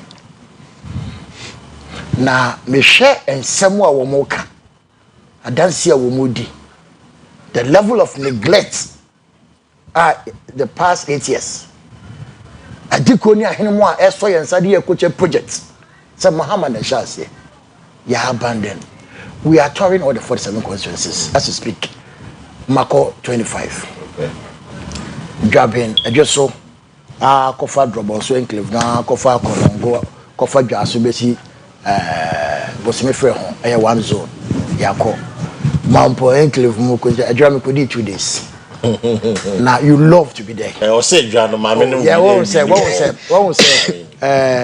enamo no attract once na o man mu ayede chale nipa won kire omo nti so mate say pan bi ba ha your mouth t-shirt na 100 Ghana can one definitely everybody I am 100 Ghana me asamka definitely everybody nti ana me ka jo say o kasa nyana me tio but so what kasa be also correct if you so you have to come in also briefly but you be what says for the communication ba me sha me tini to ourselves me still this obi aba let's also my t-shirt na 100 Ghana can one why what you me mo bi edi mama obi asudi I will be out here therefore people follow but with him I've been in the NDC for so many years. The effectiveness of campaign now the executive this time around no I am mind-boggling. 3 major reasons. 1, ye kodi pano ye nko edipa 4 cry ye hia omo ye call man anso baby omo wo what I say na na kodi nkomo ye ko no ye nya first time experience of the problems they are going through. We document them. Party for no, we bring our hinterlands or Martin Penny for the BD, they don't know them. And so it takes us the opportunity. So we won't party for. We exchange numbers. And so no now feel belong to the party. Now I explain the policies to them. Could be how watching on Chassis. And see, ending at a honey and your campaign. Who are Busane Dachi. Now, free Hong Kong. Now, come on, I any Jinkwa. Okoya Regis say, I empty. Said the national advice no, Sana region aye. Ya chim 4 regional chairman e woni team odi omonam. Secretary. Regional secretary e woni team odi omonam. Regional organizer woni team odi omonam. Communication officer woni team odi omonam. Obia have been given a specific mandate. Akoko just na koye. And the youth wing, any women's wing, akambo. Now women no predominantly they are to meet first time voters. Okay. And to some extent teachers. And see, I was supposed not to come in regional chairman echo. But I'm sure more mandate no, first time voters. Any teachers. Na macha de ache. Na me nkoda ye din kita ho ache nti I felt say. But I'm happy you are here this morning. I felt say my menka youth for no because at least I understand them. I've been with them and to community say. Say be akoyi. Na the campaign has been extraordinary. The campaign Mami can you say about last week. Leo adanse akrofrom. Okay. Ana na po eba sikamai okusikamai na me wo constituency I told every village kokito bia ekom na on our way going me share the new powerful cameraman na video na create video ya anka besresa you see that is a joy ya yenya no and see ma member party ni bia abaso na me kan che omo say ni ayeye no yenkoso nye mi show mu nkran say nkunimdie no abedu na mom no ma yentenda sa brebo so me ba ko mienu akai yenkoso a say aboso ba ne ba eja epaye na we know say victory abavi yo victory na ba yenya dwumaden kakra no we will sure it enti me ni apaga say wo huge numbers it's because of the strategy we have devised na ma menka we ntwem enra who see my pieces no so we are launching the campaign we be our kwan of us be the work and we just for yes some more work now fin you feet usual runs about I was very tired and I'm saying I'm kobi yakopon ne penim ni ajuso a localized campaign na nipa a pour out by ajuso and when we're working and some more one woman told me a profound statement.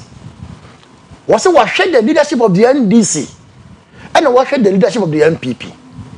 NDC for enya no. Ya the projects I was just so our mobile projects in the mami now. Was it MPP for enya no. O we be party office. Na ma dwene nko ho. Nti o kai na nos akache. Che offices wo. Na fa be just a pussy developments MPP aban ayewa just so. Okay. San in some way, encourage you. I catch say, we are Mayuku now about Bemwa. Some my ye. Sansa Kuni and Nemo, qua. Would you couldn't so so? It's my way, your mamma and I shall say, MPP by your child. It's a you do well in Ashanti region. What you are saying? Not well. You see, the electorate have come to realization, say, they have been scammed. Okay. And now, one more, Mr. Abaya Kotui, and you, Mr. Macon. Boss, in my idea, I'm not a side. Paga. It's a Paga now, son of Paunia to this. What do you watch? Let's quickly get into and zone into our conversation this morning. Now, Yabesha says, I'll pay our first time voters, and I'll be happy. More share, more first time voters, mon frère. Because you want to know, because first time voter there, we will free SHS. If you want to know what I say, and no be wow, and I will be kushino, I'm what to banana my MPP, and I want to banana my MPP. Yente na po, woka adanse asukwe, you know, all last week, and I will Kenya. Na I'm say Friday, no say, and no make a statement be about free SHS and the omomori beneficiaries, you know. Akwa say they are not willing to support the NPP. Bacho, Yentie Napo. Dr. Bobby, I don't know about oh my, no one can't quite. Electricity, I didn't come crash electricity. Ensure. School. Free assistance or free assistance. Nursing training allowance and nursing training allowance. Teacher training allowance and teacher training allowance. National health insurance card a year, Juba. When you know, Chino. Now you're collado to any free assistance in the alcohol. As I say, we university and nursing training school and teacher training school be on free assistance in the coin. And so Obe home. Maybe share this atari. If you say there's one the president Mama kind in the credit, God engineer every day. And no room kaya. Uja kolebi uja kwancha chiche doctor biomo. Obia don't toilet biomo. Obia wahi. Obia us. Udrum kaya. Okay, people say. On teach you the president say bio.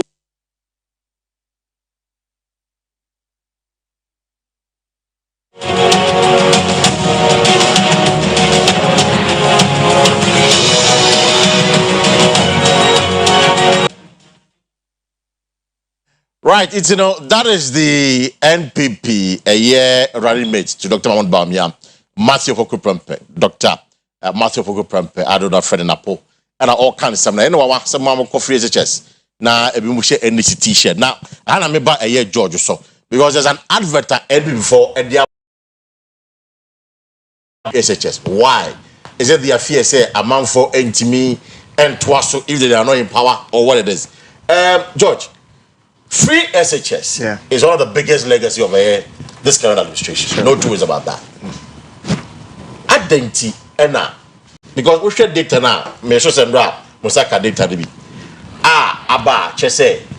Omo benefited from free SHS between 18 and 24 years. Obia benefit obia ko free SHS be. They are not resonating well with the NPP. Is it worrying? Paka. Mame na wasi biem. Na etiefo a eti ne ahwefo a ehwe nyina sankomo emenya omomfa nto ba bi pa that chance empty after December 7th on be boss a video we enne de me hu ye na me ka kiro unze nra ye ko adura ene mampo ye bedu kumase ba bi a ye titim na obi akọ ne fie no na abono ndu na hwe time amaba ha ebo no nan ne mani ate eti we nya se madana me so dae o mani ate ena me dwendwen ne ma bi ho all of a sudden dey me hu ye ne se makodu ba bi a yato abawie December 7th aba yato awie ade ache ena me nam krom na de me de mani hu ye ne se nipa agi twi eba ka kwan so ne ade nyina no obia ba either send the phone tire na so ho ana ne radio kito tire na so ho na otie election result no abra electoral commission announce na ye bo NPP na ye bo numbers na ye bo NDC na e wo form enti paka edu ba bi no me se me hu Pentecost elders we ye vision we ye yes and no not at all I see and na Pentecost elders any deacons omote Bawumia numbers na no matem Allahu Akbar omote Mahama numbers na bonse nkremofu atiem praise the Lord until you could see a combination of Allahu Akbar praise the Lord at say o minor beja tum say ye baako na BBC air report say Ghana is set to inaugurate its first Muslim president since independence. Na awose gume timi sorry ya mi ko dware na say wow yankopon e da na say eti de me de mani ahu ene adwuma ye no form no solo njiwundi se mi nua pani mi teacher betena na o ka che me say okoye no e form ya me say no si abebo yo yate na free SHS asema yeke me say free SHS wabre especially anyone NDC for no free SHS whether you like it or not is the most impactful policy aban bidiaba since independence chema untumi na ma obon into ano odu ba bia se de otwe nuanom a omo free stream adwensi so ne se ebra Kwame Nkrumah hu se enwuma sua na betima asesa nipa hyebre na odwe mo ho se the free senior high school bremo e wo the 3 northern regions then no de oye nyina ne se je se oko school a e wo northern region ho now you stream ni asa no benefit true se unya free stream ni efro Yakubu Alasa na wo ba santimantem ha na akotena ase wan se a se bi yenuanom simfo do so kra wo da so yesrim ni o nanso unya access to free education eno ne de Mahama de Kwame Nkrumah de bae ena ye ka se de na adodan kwakufu ado de aba no Ghana ni biara enfa ho ni ba bia o free ba bia obekọ bia obekọ secondary school bia no enfa me kwa ye tua office ma ye ma ontade ye ma books ye fa o feeding ye o lodging ubi bia enti umpe we a opede en nanso so sa policy we policy a na akufu ado sha said the bond in 2008 ye nuanom NDC for sorry ka said there be enya de ebesi 2012 ye kan ye still omutumfu trogu so 2016 ye kan no sa bre ne de na nkugu aben ompa nanso asemom de ahopopo kan ne se free SHS betimi asi Ghana ha this after 20 years ye rally okra na radin fan crazy ye nuanom NDC for sponsor several adverts at the Kutia Free Senior High School as a policy now buying obi or two opposition a proposes me ba we na me de bebre Ghana for and no they there course so and the way General Secretary of the NDC Honorable Fifi Kwete right was it free SHS no that is what we call all lie be lie yenua ofosu kwache kotena TV so koka say it doesn't make sense. And somebody answer am for free SHS. It is a go for ya, omo ka say it doesn't make sense. Some go for ka say all lie be lie. Some former President Mahama was me 2 billion, I mean fan ko share ngumasuan. Ene sa for no say omo ba abedi mampani na wa bebu o man a. Wo gidie wo say nipa nimu so ba, obe protective free in high school. Obe twam. Oba obe twam. Omso be review. Me say oba obe twam. Omse matese omse ombe state 2008 near Ghana. No matter the best way forward. Pack up 2008 near Ghana how. Right. Former President Mills ebe catch Ghana for say oni John Mahama memu a eba 2009 no. Omo ba omo hu say Ghana how to nsu a NHI eda so. Si da men say na abeto a eche na abeto atade aduane na abedi a yeti sika de ko support NHI National Health Insurance no. Enti ohun de enti e wo say okotua premium a ewu a o san ko renew. Enti o the one time premium eba.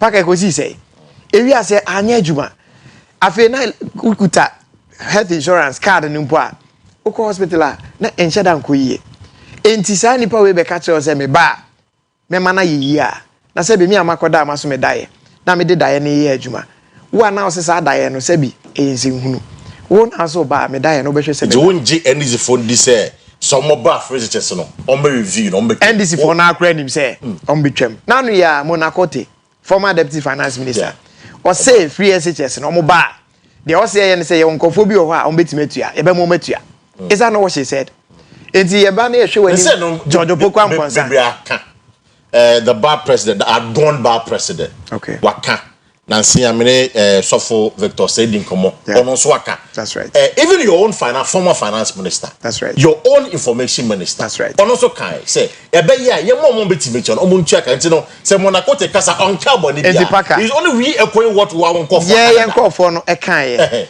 as against the anyone NDC for kan any the yen ya ban na ye no o de to nsani ani a hwan is in high school obviously it's the MPP o de no to nchen a ena ye kase sa policy na NDC for edi policy na tem na oma twene form aye ho poto no are benefiting about 5.7 million Ghanaians right so obi ko research no be catch us say the sample size of nipa 764 o share 764 as a percentage of 5.7 million say but when him say we are research minimum after research there is sample size that they research you don't use a light sample size when him say ni buo ni ani dia me wo ma wa research na me pese be discuss you because faceless when oh wait that global influence na here enye omne na no say John Mahama benya 90% oh for Ikrom constituency no it is any power we can same way chiro no be catch us say wakwa on where only baby. No, but so Napo seems to have probably seen something. I will say, anyone was say, Mama enjoy free education. Almost supporting NDC. So he has seen something. I mean, Trinity. When him, then Apoka and Memene Yardene. Now, the entire Memene Yardene say a war to environment be more. Sociocultural orientation, I'll be feminine. And my ultimate drain towards a certain direction. Right. Say, I'm fine to say me, I'm at her, your friend George Pokwan point say. Say, me papa could fear to say, when you're the baby call, or woman, and I know concrete man, and KB am the smiler. Of course. Enti environment now be new woman, e won sunsun so also. Yet to about sentimentem the last elections, NDC for over 600,000 votes. They did. Across Ghana, he no munya that number of votes. Enti say ene. Ya to about just about 4 years ago. No be yet me 600,000 votes in the region. The probability say onama obi hu NDC for. E wo ho. The probability say obi papa ye NDC ni otoma NDC in 2020. Na ono de o say the aban na ye nyina wo hu hwe. Enti no ba bi ogina na ogina. The probability say ne ba enso be ka say me papa wa ha nti me so me wa ha bi no. E wo ho. Again, sankola ya e come asemi. Dodo na enye that exposed. Ah obetimi aka say environment no de di wura me mu no. Me so me timi I think it through thoroughly. Na me decide say even though say na environment na e ka, but me so me dream say the environment na e ka no cannot be entirely correct. Enti omundu sa level no. Enti ntiase wom say obi akọ free senior high school. Na in any case when they can say akọ free senior high school dia uni kwan say we support political party out there. Eno na yen eye yasudi as political party. See ebe sane akọfom. Na ya cha bofra na tenase. Na ya kire no kwan a ye fa asodwen ne ho a ana adwen ekomu a eno nti ye de free senior high school by. But I'm we find in Amembra solo because you see I was just checking the numbers and normally first time voters I know here 2020 first time voting 20. Okay. Normally over 2.6 million. In fact, 2,635,050 voters. First time voters. Fast forward to 2024. First time voters say 708,282. Almost about 70% drop, a decrease in terms of what compare the data from 2020 to 2024. That's right. What it means is that a lot of the first time voters do not even register in the first place. Okay. Because census, but they didn't register. Don't you think that when you actually say do more coffee just only did you abandon say abandon can do better than entirely the case. Entirely the case. When him say just about 3 because if you govern well, like they'll be more encouraged to go and vote. And only young ones in the case are not encouraged to go and vote because of the current situation in the country. When him say or share the current situation in the country are okay. Now bizarre who say between Yera Mahmoud Bawumia and Yera John Dramani Mama, why there was solution to the current problem? Obviously the answer is Yera Mahmoud Bawumia. Okay. Enti enye say obi antimi anko register no na me dwen ho sisia. Baby aye wo as of mine no me gitum say ye free situation bi mu na ye ba. Ye mbi say ho say san penifo ni mienu no. When na why experience pandemic. And in sunsun so no eye cut across the entire globe. Eye Yera Mahmoud Bawumia because one na nado e gina COVID anoma Ghana for. Enti say ye free situation at say mu a you need hope. Obi say o experience. But the experience na ye can. O say adwuma 1 pound ho. So what I say? Bawumia ye de na to adwuma mu.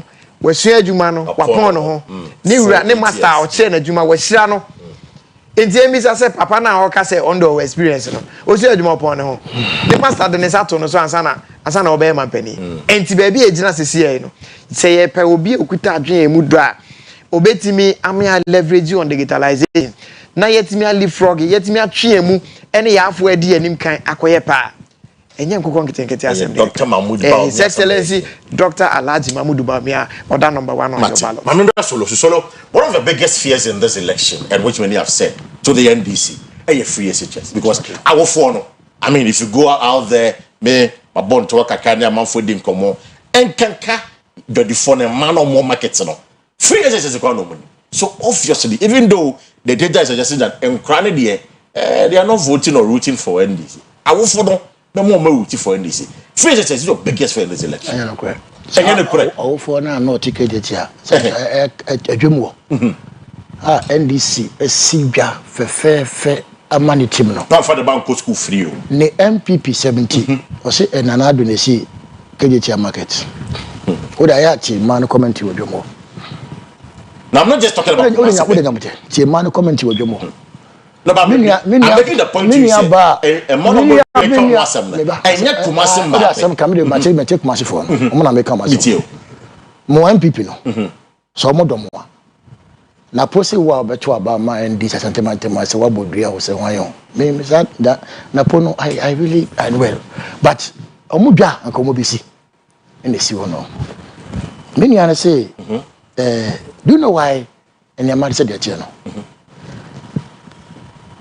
free education is never the brain of the MPP. You know why? The Akua 1992 constitution. Almost say you for carpenter for any kuku for any assemble on. No more lawyers. Omo for. Ne basan omoni edwadi for any carpenters akwatanse for adwene. Nti ye draw 1992 constitution People's Assembly no MPP ankobi. Eya sa constitution no na ensha edition mo say e wasa ye hwe say Ghana akwada bia betimi akọ school free from primary school akodu university na protocol ye kwache ne say enye progressive means my free prekopaye ne kakakra nti abanya wodi kan eye F cube na F na wo ho no eye free C no eye compulsory basic. And see we basic the next level is secondary. The next level is tertiary. Until such a time say school na be free. And it's enshrined in our constitution. But mind you, say 16 years down the line, say Nanado Edema. Was it the constitution? On from my ever constitution and yet she has a brain a year. As a dear what that should I know your friend on tour. Okay. Police no more ban. No mutiri mu po enye Ghana for nkwada o mabeboa o mu they were weaponizing education for electoral purposes. Really? Yes. No mutiri mu po he dey o hwe dey omodi amanyosam agwegwa school mu a tiri mu po na MPP for dey ban say ye man kwada no nko school free no mato aba mai etine today that would be so unfair to na nkade biem because I mean women ye pi educating sinati paka nyabotre free education my no ye wa government bursary a mo mu ko school Ghana ha e bi nya scholarship true aban bi an kan wo simple say nkoda mu ko school ma mu scholarship mu twa ba ma me say me Ghana ban ma mu scholarship hu bi da now you will needy but brilliant. Apart from government bursary, no. Let's one another facility we have. And could be minimum dear pa. No to fear no more Kenya. So we just squash the momo. Cocoa board, no more scholarship. These assemblies, no more scholarship. Even northern students, maybe we with him. Or more outside northern region. No course Kwabia, no more northern bursary or apply at the mount. Now a huge chunk of our students, eco school, for scholarship. And this is a type buyer. We even sponsored people to learn. Who's a government man to a scholarship? Kushano Abuchiri Ediba. What is our buying Canada? Before the MPP, sir buying a sum on some scholarship. It's a thing. Also, much about my buying. Is that buying casa? Sana buying ka. Na posi wa wako free SHS. I will be share this attack. You are born here ni. And in Ghana was kuono. Sa udie ni adita phone komo. No one can tell to be a school mo. And the teacher need be classroom so bet yes kwada because of another man. And you see, it's so sad. Say this is my education. You say me, I'm a teacher. Yeah. And anytime my belly keep politics to education, to the essence say, I ban be a momu free education, and therefore ching they have to vote. Shall be this year, yeah limited registration. Shall we are using it Canada Education Service. Teacher can be as na who told you I've been a teacher. Me ye nyam on your same school. Pancreature my dear no. I have told my party that I am yet to meet a student a waka me say me papa ya MPP ni na mako free SHS into better NDC me hu bi obeto MPP. I am yet to meet so waka me papa ya NDC ni me mama ya NDC ni me fi NDC background mako free SHS to better MPP me share bi me share bi I've not bet one but you aban no ayade se uko school na aban ne se me so wasene aboawa boss akaja de bone right but the way ya weaponize education no that is my fear nti akwara no wo ho no so bit me we gari 1 week oni me nuane se me wo school the children they feel it omo feel it nti enye all that rosy said you walk no nti obi a all dwene that on ti aye because kwa na wo say school na okọ no abanity mo problem ni say o mana akwa na be choba ma no sa na nkwa no bia hu because of someone MPP for no di free SHS agent na say my ya dem na say obedam asebe there's nothing wrong with that enya see that way you go to school for free na say how ni tie mami nka mami nka si wo oh to aba dia dam asese oh komo nya de echi nkwa no bu ofu nya botere na say how say wa yiyefo na na do be share wo krom ha say wo nyina go kam na all threatening wo mo e we threat yes say mo nto aba ma ya aban foforo ne ba obeyi o madi why ye twa mo ka say less than 500 cities I think it's 500 mama 500 divided by 30 boss wo mu say mama na do MPP say half a loaf is better than solo you always say half a loaf this is better than look at the glass half full and half empty that's what you need to look at them jojo nyo na do ba ye oba jankoma na do terminal tire jondo mani mama ye and what tabiri ama no only in plan and say ambulance friend say mental friend ambulance deal $12 million what the ma Obama munya say 500 by 30 say 60 cities say if everyone says 17 cities but 16.6 so decimal you want around that na boss it's me to go kwara enti akora na go ka che ne say ma fa wa yi tuma me no o chika ni mu kofi no o de bufu na eko tun say oye ni paboni ni ebi na eko so no say who has the solution to Melbourne problem exactly but we no solution bia o esika man baby na poko jaye campaign no se me fi na eba boss we besu videos am here me kwa message am watcha dana ye mpen to soda eni paboni sam ye so ukoko hwete bia ni patim boss me fast silence I nearly wept na I find no kasa no light no network no toilet so I was asking them say na no muti ha muni kania muni network mo kwan ye what is the meaning of digitalization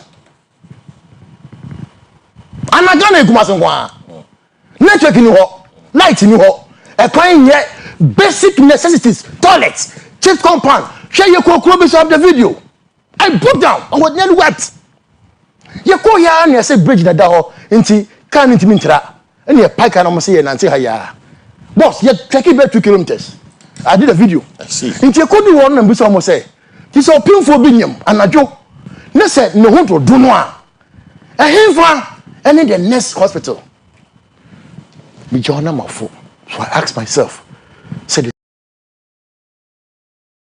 to these people but you will be fair to them senior so we share the what can I say disparity between one war and ye ha cute that's why be that on my pain that chondra bani ma say yenko ni efe ni nko hu and we have documented them see everybody be advocate akebia mom enti Dr. Mahmoud Bawumia all be ba near policy or promise here one village one dam boss abiansi o one constituency 1 million cities abiansi o one constituency 1.5 yeah constituency ni bi am obi ya ma ba kokora bi what I know is say there more physical cash there and they just but no physical cash we had the policy just no me but the cash was in terms of projects on the year project omo catch a constituency say they should identify a priority need no I mean sadam implementation is I'm only making the point yes you have 1 million cities na mo the project we say mo ya fa me ro mo dika so da enko almost say one constituency one factory mo can say 1D1F. Yes. Oma yebi. Omo ye one kra. Oma yebi. One kra. Oh, oma si factories. One kra baba ko di mame. I want to hear. Oh, me person hwe unim boss. Na pia word you should say brand new. I just what be the word so. And brand new. Why? Which one? Oh, the measure. Because I have challenged every MPP member. Which ya? Me who under 1D1F driving Oyerepa. Na me kra sabi me fi dwabe me ko chan no. Me kan say me ko 24 years ni. Na me ko dwabe na Oyerepa na si wo. Na wona say dwabe Oyerepa aban na asia. Aban ska say dwabe Oyerepa mo. Me si companies na omo na asia say aban ya partner omo no. Omo kan tie sika Ghana ban dia rev. Na ye hu say say 1D1F Ghana ban ye share was a corporation and I say sika na tabiri dia man nkofo free of charge na. They have not built a single factory. Single one. Me patrol if you check almost 28 new factories.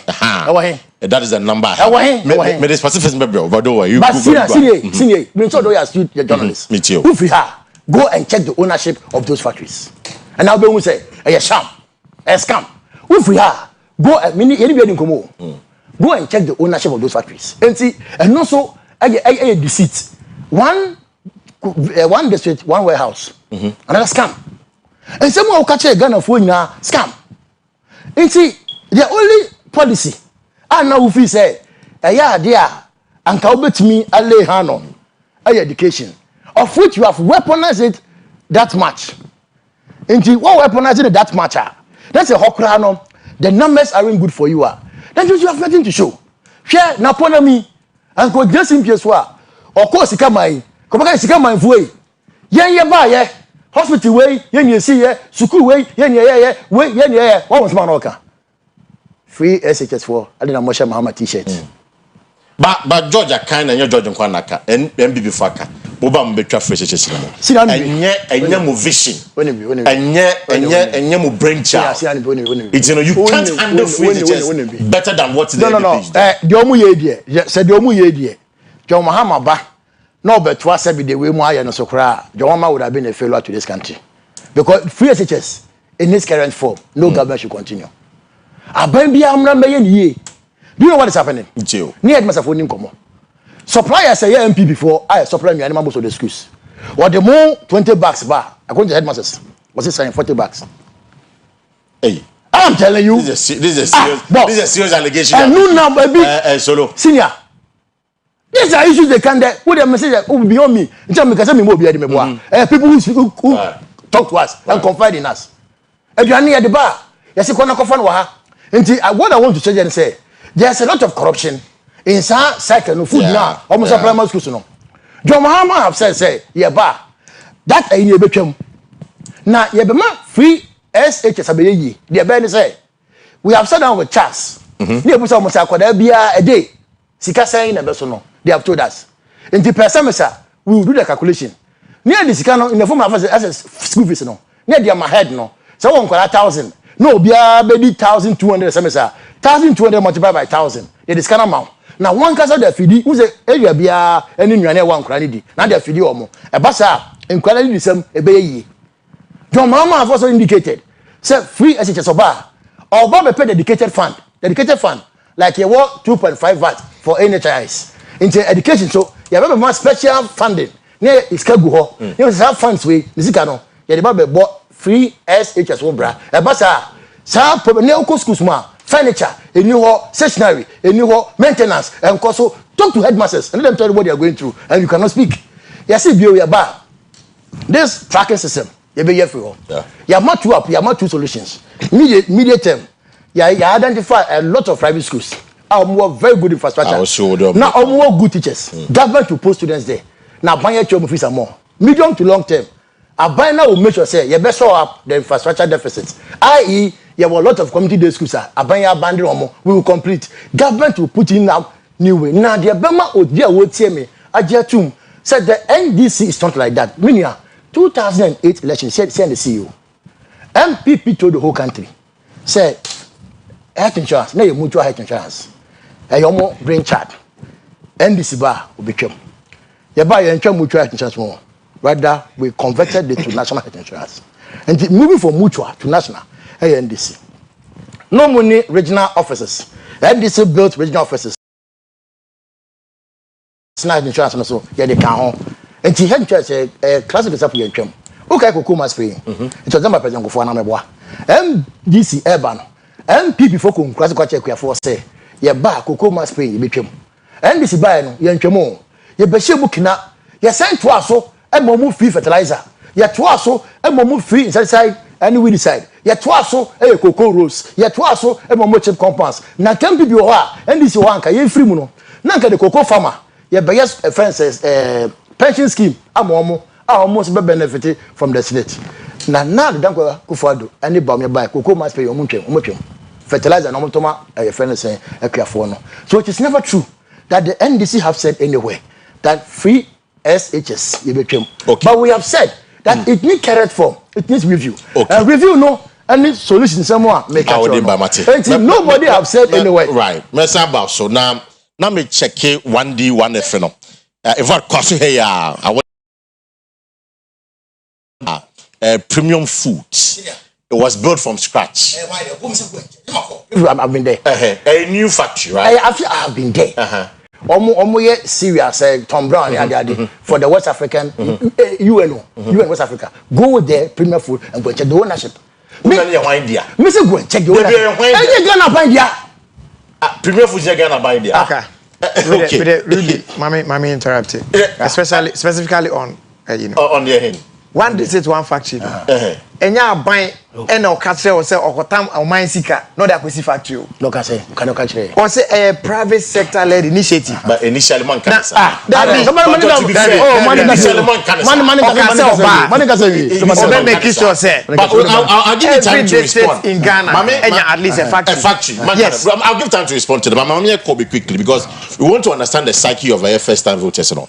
Menya a young boy bi wa homa no so. Or call was Abrantia hello good ya ho ye ene wa ha uwe o was ya be pacho this year no me this year ya anti mo am choice so my result nyamba won pacho nyamba ijuko free SHS ni bi pacho amiku okay anope ye pese bisa wo na we free SHS who register for election? I'm register for election. Albert Twaba. I'm register for Twaba. What's the name of it? It's my register for Twaba. Why register Albert Twaba? Okay. Now maybe so. Abana okoto no then I would just say Twaba. So me jina economy no like senior say dey happen. No na me jina to dey Twaba.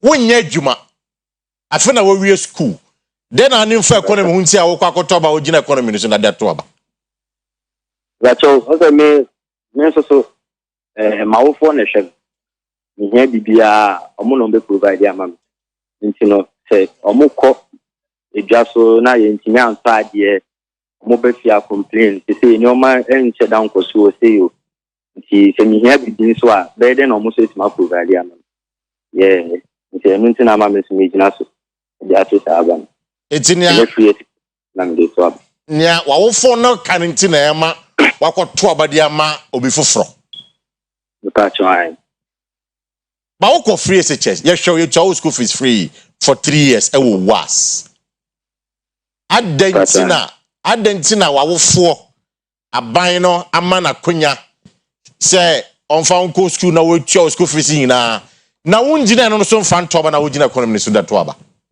but choro se sia no mewie free SHS ma process na wie na me ma do na pese me to aso a nyinyi na mi parents na na ba me mama to aso nti se omo so ntime nya available like community resources me am with me supporting me on say me ntime to magician aso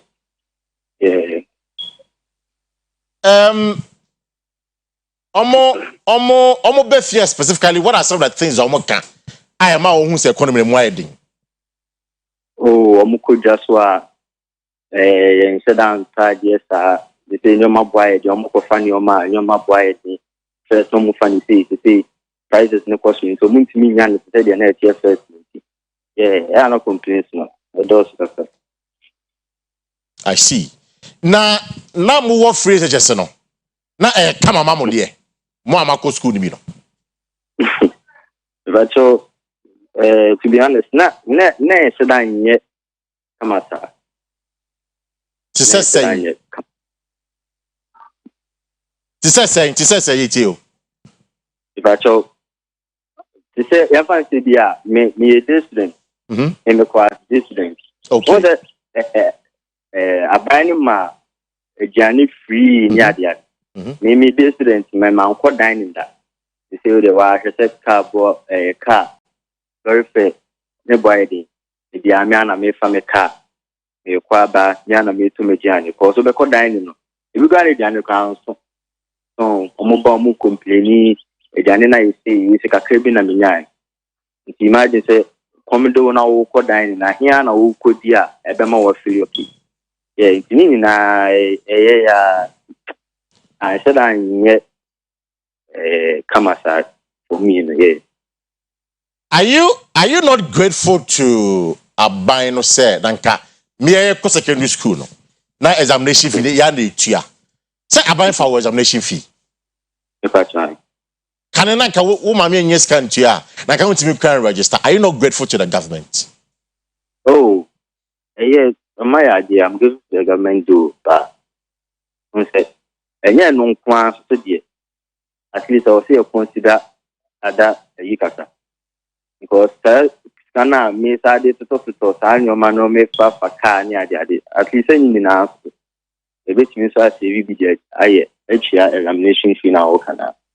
I think that yeah, I will say consider other factors. It would be December 7, who could not about 2 1. Now, what can be on the say economy na would not to their 2 ban? If I try. It will be trauma, Alanchamantin, Anna MPP, Anna NDC, and I want our trauma. But I need a person. I think that wow, decision. Oh, how many years? Oh, how many years? That's more 18. Oh, 18 pepe. I see. Where your course been with school? So me a general arts. We are general arts. Okay. Mate. Medasi, Yedbesia. Why? For some reason, now you're possibly disclosing the dean. But then Okowas, we this year, your Pokua secondary school. We this year, yeah. But or say though Oko phrases is there, what phrases is there. He's grateful to abide there, but on no dear. Or better number based on the economy. It's a wow, we show me no pay. Wow, we are first time voter, particularly when we are first time voters. But some time they not pay. Then I'm moving so they are 2 abano. Is it free just because NPP boy kai say yen kai no ma yama ye. Yen kai free just no. Na yen to na do legacy ni so. What is Dr. Mahmoud Baumia? You be jina so they are 2 abano. But say economy no ejuma 70 no you change your hands kakra. Well, time no so maybe a phone and send them what George, now you're making a point. Yes. What's your brand channel? There you coming said also. Oh yes, me bomb say mano. Right. Na my bomb say so mananado. Right. Anya chekwa nanado policy no. And I produce such an intelligent young boy. If you say, we share said the oil analysis no. Now okay can you messi ania. E chese onim the oil. Free SHS sana eye to the minds and heart of people. Right. But you see, I don't know munya vote so there be enti say no ejina free SHS no. Enti say me nua penny solo be ka say. No. Say me nua penny solo be ka say. Free SHS no. Ye adwen de ba e say e beba be ye election winning tool amai. Enti ne de ba ya. Said the brand ya ka say akere o say. Enye sa. E na me so me ka say. A brand na say ma o kan say. Wakunya nimdie. Yeah, when you good. And then the mommy manage as NDP boss me comprendre who call one of my brilliant students at my encounter who do the obedience what because of faces. But no there's always an exceptional case. There's always an exceptional case. There's always an exceptional case. But we're all brilliant in our own way. Thank you. It's analysis because that boy no premier school poku no very profound. So mama adwuma ya and for this go be ko mama very profound. Me say yen kan kwanche basis say mako se be ye anasu Ghanaian sa ye for your bill e twama ye ma e ma kire me nua me ne million de me nim ko nim na me nim squad na mako no squad me mako ye for bill sa ye tua me che Ghana for primary school say mako na Ghana for hwe bi say very unnecessary system se woduma ye kakra you can pay okay and na kwa na kan so ma meduma ya akwa ma pay can afford mate John bi me de ka me nua kuma no na me offer ase ne ho ne say Lorry fair ne boy den a he made the point aduane a enya available he made the point ni nyina achi no on say registration no prompting no of course prompting registration on say tuition went to tuition enti bisa no say nka sa situation ni nyina no plus textbooks school uniform sandals I mean any sa ne ma make kan nyina aka bomu a anka o ma me adwuma enye no ogidi se ko betimi akọ school o dey o tuition has been free so e dey tuition is free for my baby so dey so it's not a day maybe na me dey so na me to ask school fees when to tuition fee obi no to tuition fee remember tuition sabe na we teacher today o dey okay tuition is free okay onim na oka why year asem and this for mutumi nya akokodro ka say ne why year for aketua 500 no eye it's an insult also calculating with the month na enti time na mo time mo less than 1 million no na o calculating a month divided by a month and better than this what again better than this go and check oh I see yes I see economic time value of money of course the value of money time value of money yeah o dey enfa no to nche o say community bi e dey say sika man yeah e wa dance as kwasa enti I mean senior with all due respect what honor na poko shell baby awo kana wo say kaneni wona ade oh yeah face nyami no say kronu wom nyami no say what dey fan say kamana na poko shell me say na fan say baby awo kana me interest o baby community na awo kana nyami no say what you read the rollers any PNDC ni NDC etna akunya so for 19 solid years Mills Mahama 8 years okabu me say it's at 27 years now when ti me afa kane anko na nya wo ferry ena no pe wetin abetena aka say obi aba we di 8 years when ti me afa kane anko wan fanso almost make 16 now odi kane anko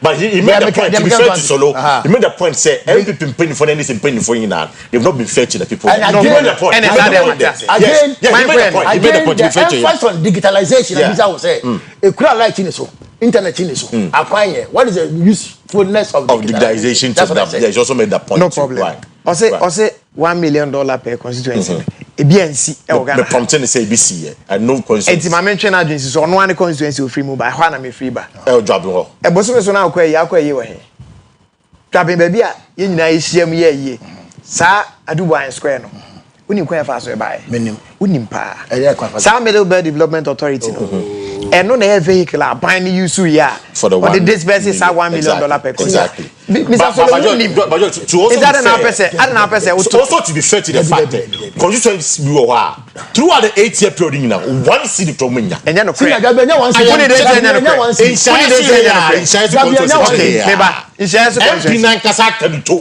1 million one per go but one city come by the constituency catch say me so oboa say sa na MP kan because Insurance constituency, ambulance. Ambulance is different. Ministry of Special Development Initiative. Nana Hawa Kumsin. Yeah. Only your friend is a Middle Belt Development Authority.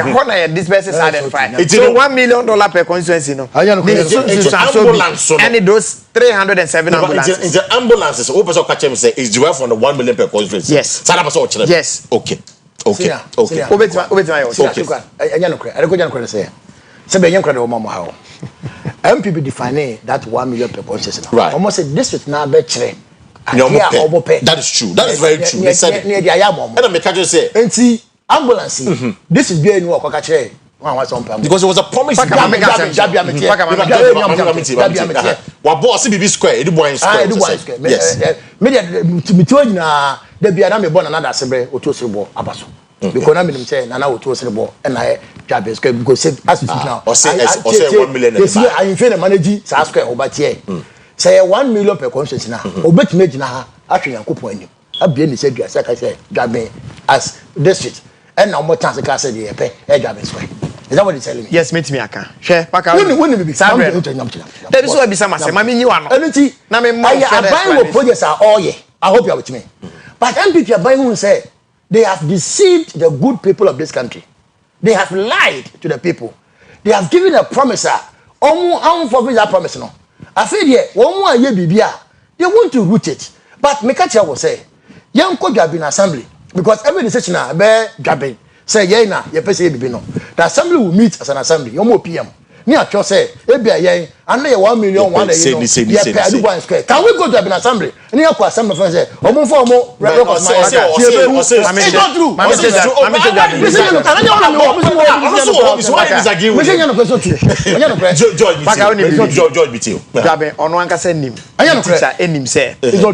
I was once aide to the MP, the current MP, Honorable Amapomabwate. Okay. At the time, yes, our meeting, no. Now, you decided the this can be. Sabre MP, Eton Safre, assembly members, any unit committee members. You could share 1 million buy. Oh, the Tiasma make a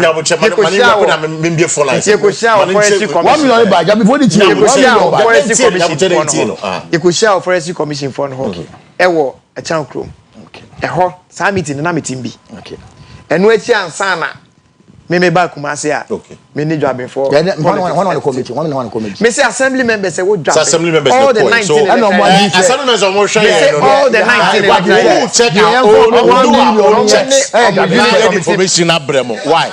We do our own checks. But an opinion is not jobbing. I mean, we just did a small digress. But the main conversation this morning, though, the concern say free SHS beneficiaries, you know, are not the ones rooting for the NPP, but rather they are looking at a year economy, no, na omatu abano. And Ghana, if you look at the economy, obviously it is not going to go in favor of the NPP because omambeshe economy no kase economy no evad ahochere aba. Ejano pebi bisa wo free SHS no, bema ND NPP a survive in this election. Ana eno emane survive. Mind you, over the last few years, they don't grab a brain at school. Jordan was about 5.something million. 5.7 million. And they grab at school. Now, I want to say between the ages of 18 and 24, some crying now are benefiting, but they are not voting for the NPP. Why? It was for Mamma want to so that. Or say if you doom or say I want to pay. Paka, le Joshua, na say the old Bobby Yamo, me ba obi amfame. Oh, kafa. Mo fame na me nyina so say ya why. You have a credit. Yo, say it you want to pay. Many people in North, you understand. Also show respect. Wamani buku fanish. Also show respect. Wamani do the kind of the managers was more. Let me make time in the course of their life. We read 1995. Onya added 8. Maybe now 17. Because secondary school or no way to me and Kobe. Emma Okusia asked for the quite roundabout and no that's so to our draw. But Lily Dima about the year Juma me yet more local government. Okay. It's your point. Your point is. And yet vote to deal on the year. Okay. On the year, you know, say. You move it, young go for visa or Chisekai, a Chichaudi, and you take on a phone call now, my dream. That's it. Mate, that's all say. I'm going to corners on the page. Yeah, hello, good morning.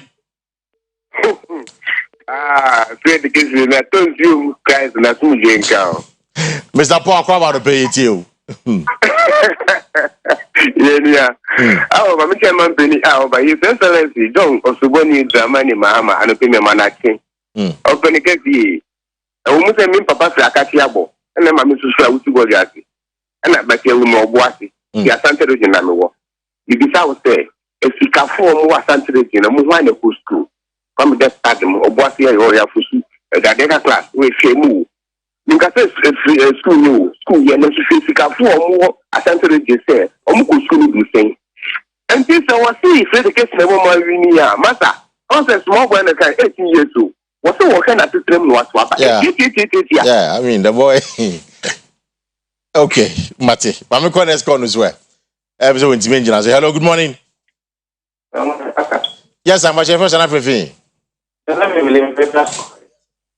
you to pay. Okay.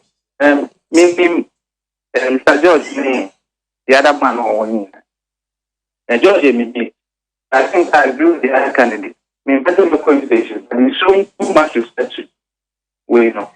That is the only comment that I want to make. Okay, Mate. This is to show respect to your teacher. But George, any teacher, George is just like that. I mean, he's always been like that. And it is not. Hello, good morning. Hello. Hello, good morning. Good morning, Mr. Baga. Yes, I'm a chef and everything. The Rapture mentioned because Rap, it's you. Indiana and this national can you see and can occur. All right, but he said, Miriam School 2012. Now, that time because of said now, and you had that and yet dear. Because of said that time, not a Juma, had that and you had that and yet did. Let me tell you.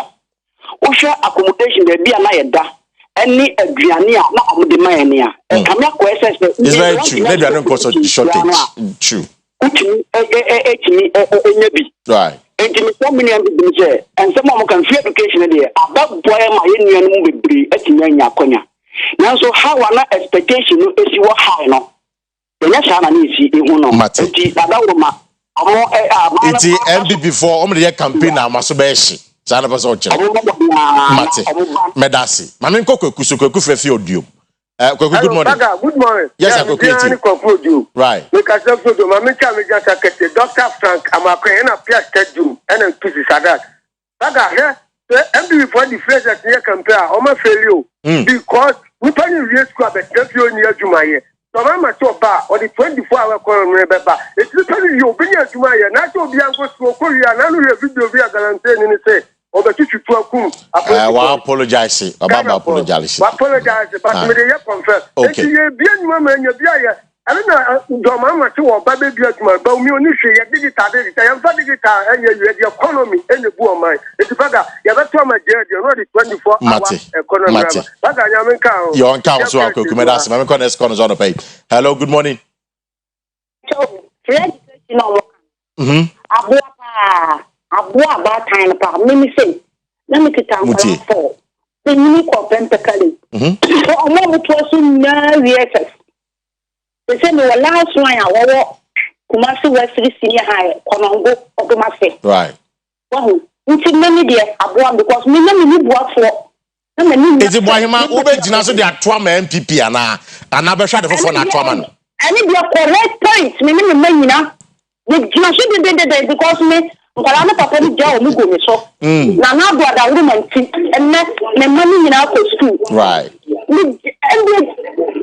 jina so de me to mama na me ni nyina ye to mama na Mate why ma medasi njono wo jina so de ato e de ama eye MPP ma me next call no say hello good morning papa bokode Razak nyamado me ho ya pana afefe Razak me ka sa fi sunyan okay Razak etio me pa cho me ye juma me school 2012 okay and I'm say me school na economy no emu mre so me am to me afford ejuma kakran e di share me ho it drew by 2015 and Yakupon boa me and me nya ejuma and am ye it say ka di free teachers so e di about this year election they are MPP will lose this election Madaroma almost omadwen for political for Emra. And the Baya Ghana could be one mobile. Medasi. We are just looking at the free HHS. No, every boy MPP must survive this election. And now, Mamiko Edu Boahin or Poku Boahin, or no so Frefisiani, Boku Boyan come on pay. Me pacho, that's a question I can't be a MPP for no. Napco, if he said, somebody Napco a campaign and I'm doing here. But this, as a movie film, but you know, this making us their trouble. And it is a more often a trans or movie near. A motion of for no much more BTC, a moon Juma. It is so maybe school with them, because not put it here, they about 60,000. Yeah, that's all. Mathematics, Mamiko next corner so. Bashir FFC Boko. Bashir, good morning. Good morning, Papa. Moya. Yamadu Yahoya Pana, Boko is saying. Boko, I said, you are not a review, but there's a continuity. Of course, I remember. But you try to pay Rashid, you. Yo, Madam Yina, now, MPP for almost 3 years as 3 years. What a woman can a woman say? Yeah, I better catch it. Now, who the excellent John Draman Mahama, Eddie Bayo. And see, Madam Matway. Mate. Mame ko bodja se kobna entry ho. Kobna, good morning. Good morning. Me pa cho yiti ono pay. And I pay it doesn't say. Omo TV ni so munya omo abotre enye asem o meka no ene ni morning Otie no ho. Me san ko boko baba idusu e ho. Baba, good morning. Paka wede ya chiao na what is it? Yamnya dobie na enwe ye. Boko fo chiao pa na yame boa me pa be kuma say a confirm ne dey e be so bia bre ho pa. Yate. Me ba bia me ni bia wo ba yame boa me ba me pa online na ma from confirm ne be bre. Yo, Mati Medasi. Paka they say at the MPP for we jai child free education asem no. Last 4 years na mo di free education. This times are still a free education. But the money idea be no free education na afu we on be opposition. Yes, throw baba we we dey call na yambo 2020 pay no na bia obeba no aba na we dey John Dramani Mahama na pay na Bruce we ni chini di bia paka ya dati o confirm them I promise you Mefa there's about 2 more calls na fe I wrap up this morning. Hello, good morning. And boku for so Evad matise mo fans so hopa. Hello. Yes sir, good morning sir. Good morning. Me pa chef for na everything.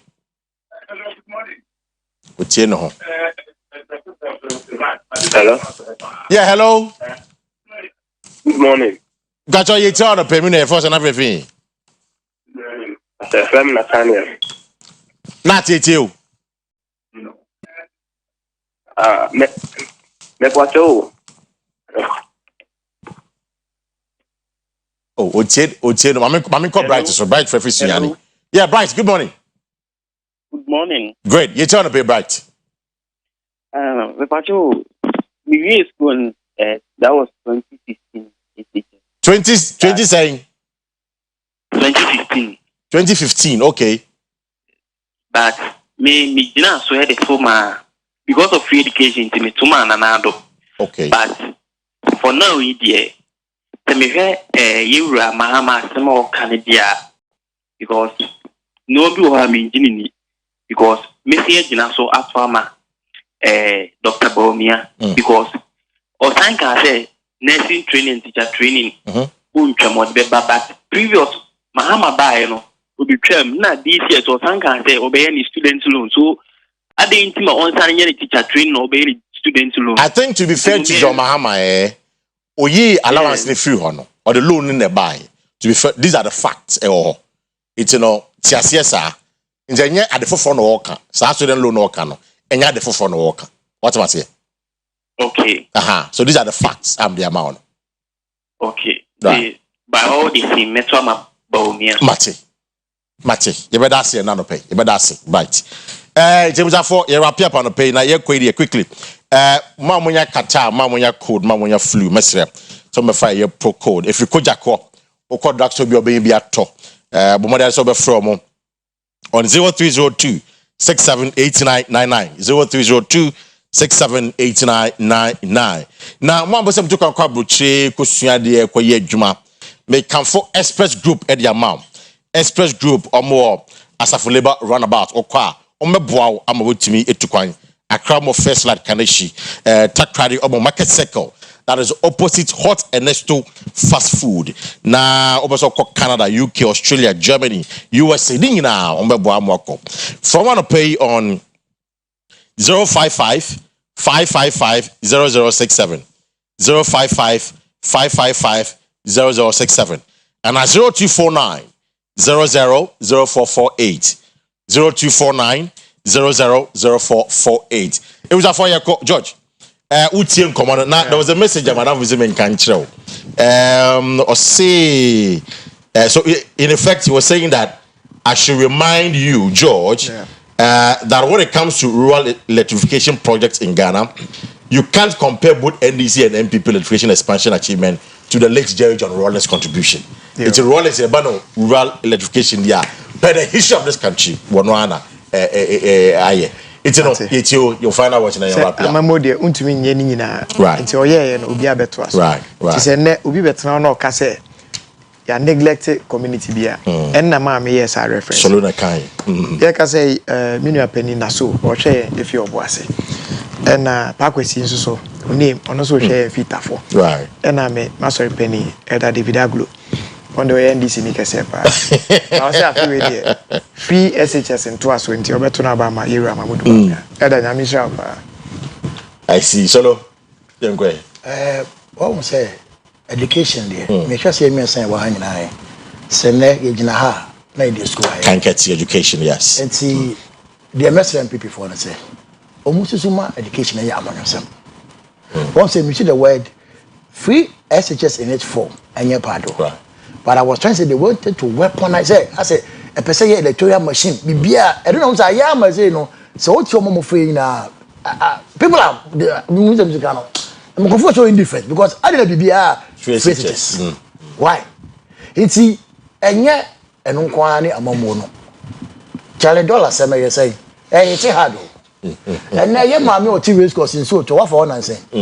Before watch move your mungo chapiters no atete pa man. Say say the oko our befe. So drip solve problem. Oh, drip solve problem. Yes, drip machines more than the senior politics. Okay, that's fine. You to yento politics. And which wo man politics. Share with him Zoom Lion for over last week. I had a complaint. Paka, Mr. Munka be more. Yet you over 285 cities a month. Last week, no. 8 months in the how can you be such an sensitive administration? No, but that's not Zoom Lions. Zoom Lions. Zoom Lions is about MPP. It's a private company. Oh, private saying. Please. You didn't say about the I mean, you see, it's a private company. Boss. Almost draw money in the iPhone. This is a become fan. I'm not the Pia. Okay. Nanado. I need to tell Zoom Lion.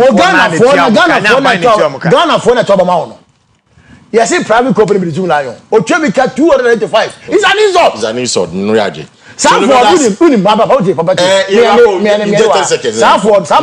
Lion.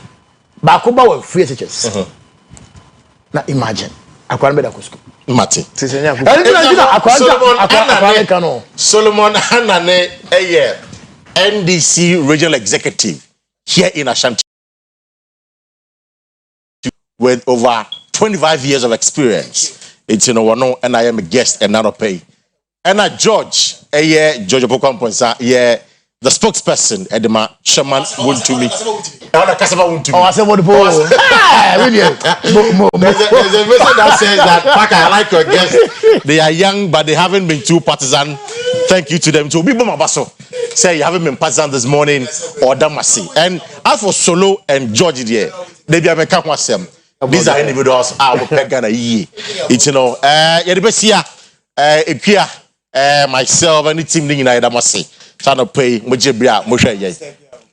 Or around when you fluke, I can't know. Not just say, oh, sorry, you know. I hope it's a Banyamia or fire a Kojak Poko Nidia or China, no, at Tono. It was for meeting at the Kwesi Parker Wilson. I'm not much now, the best thing about with another edition of OBT. Have a good morning.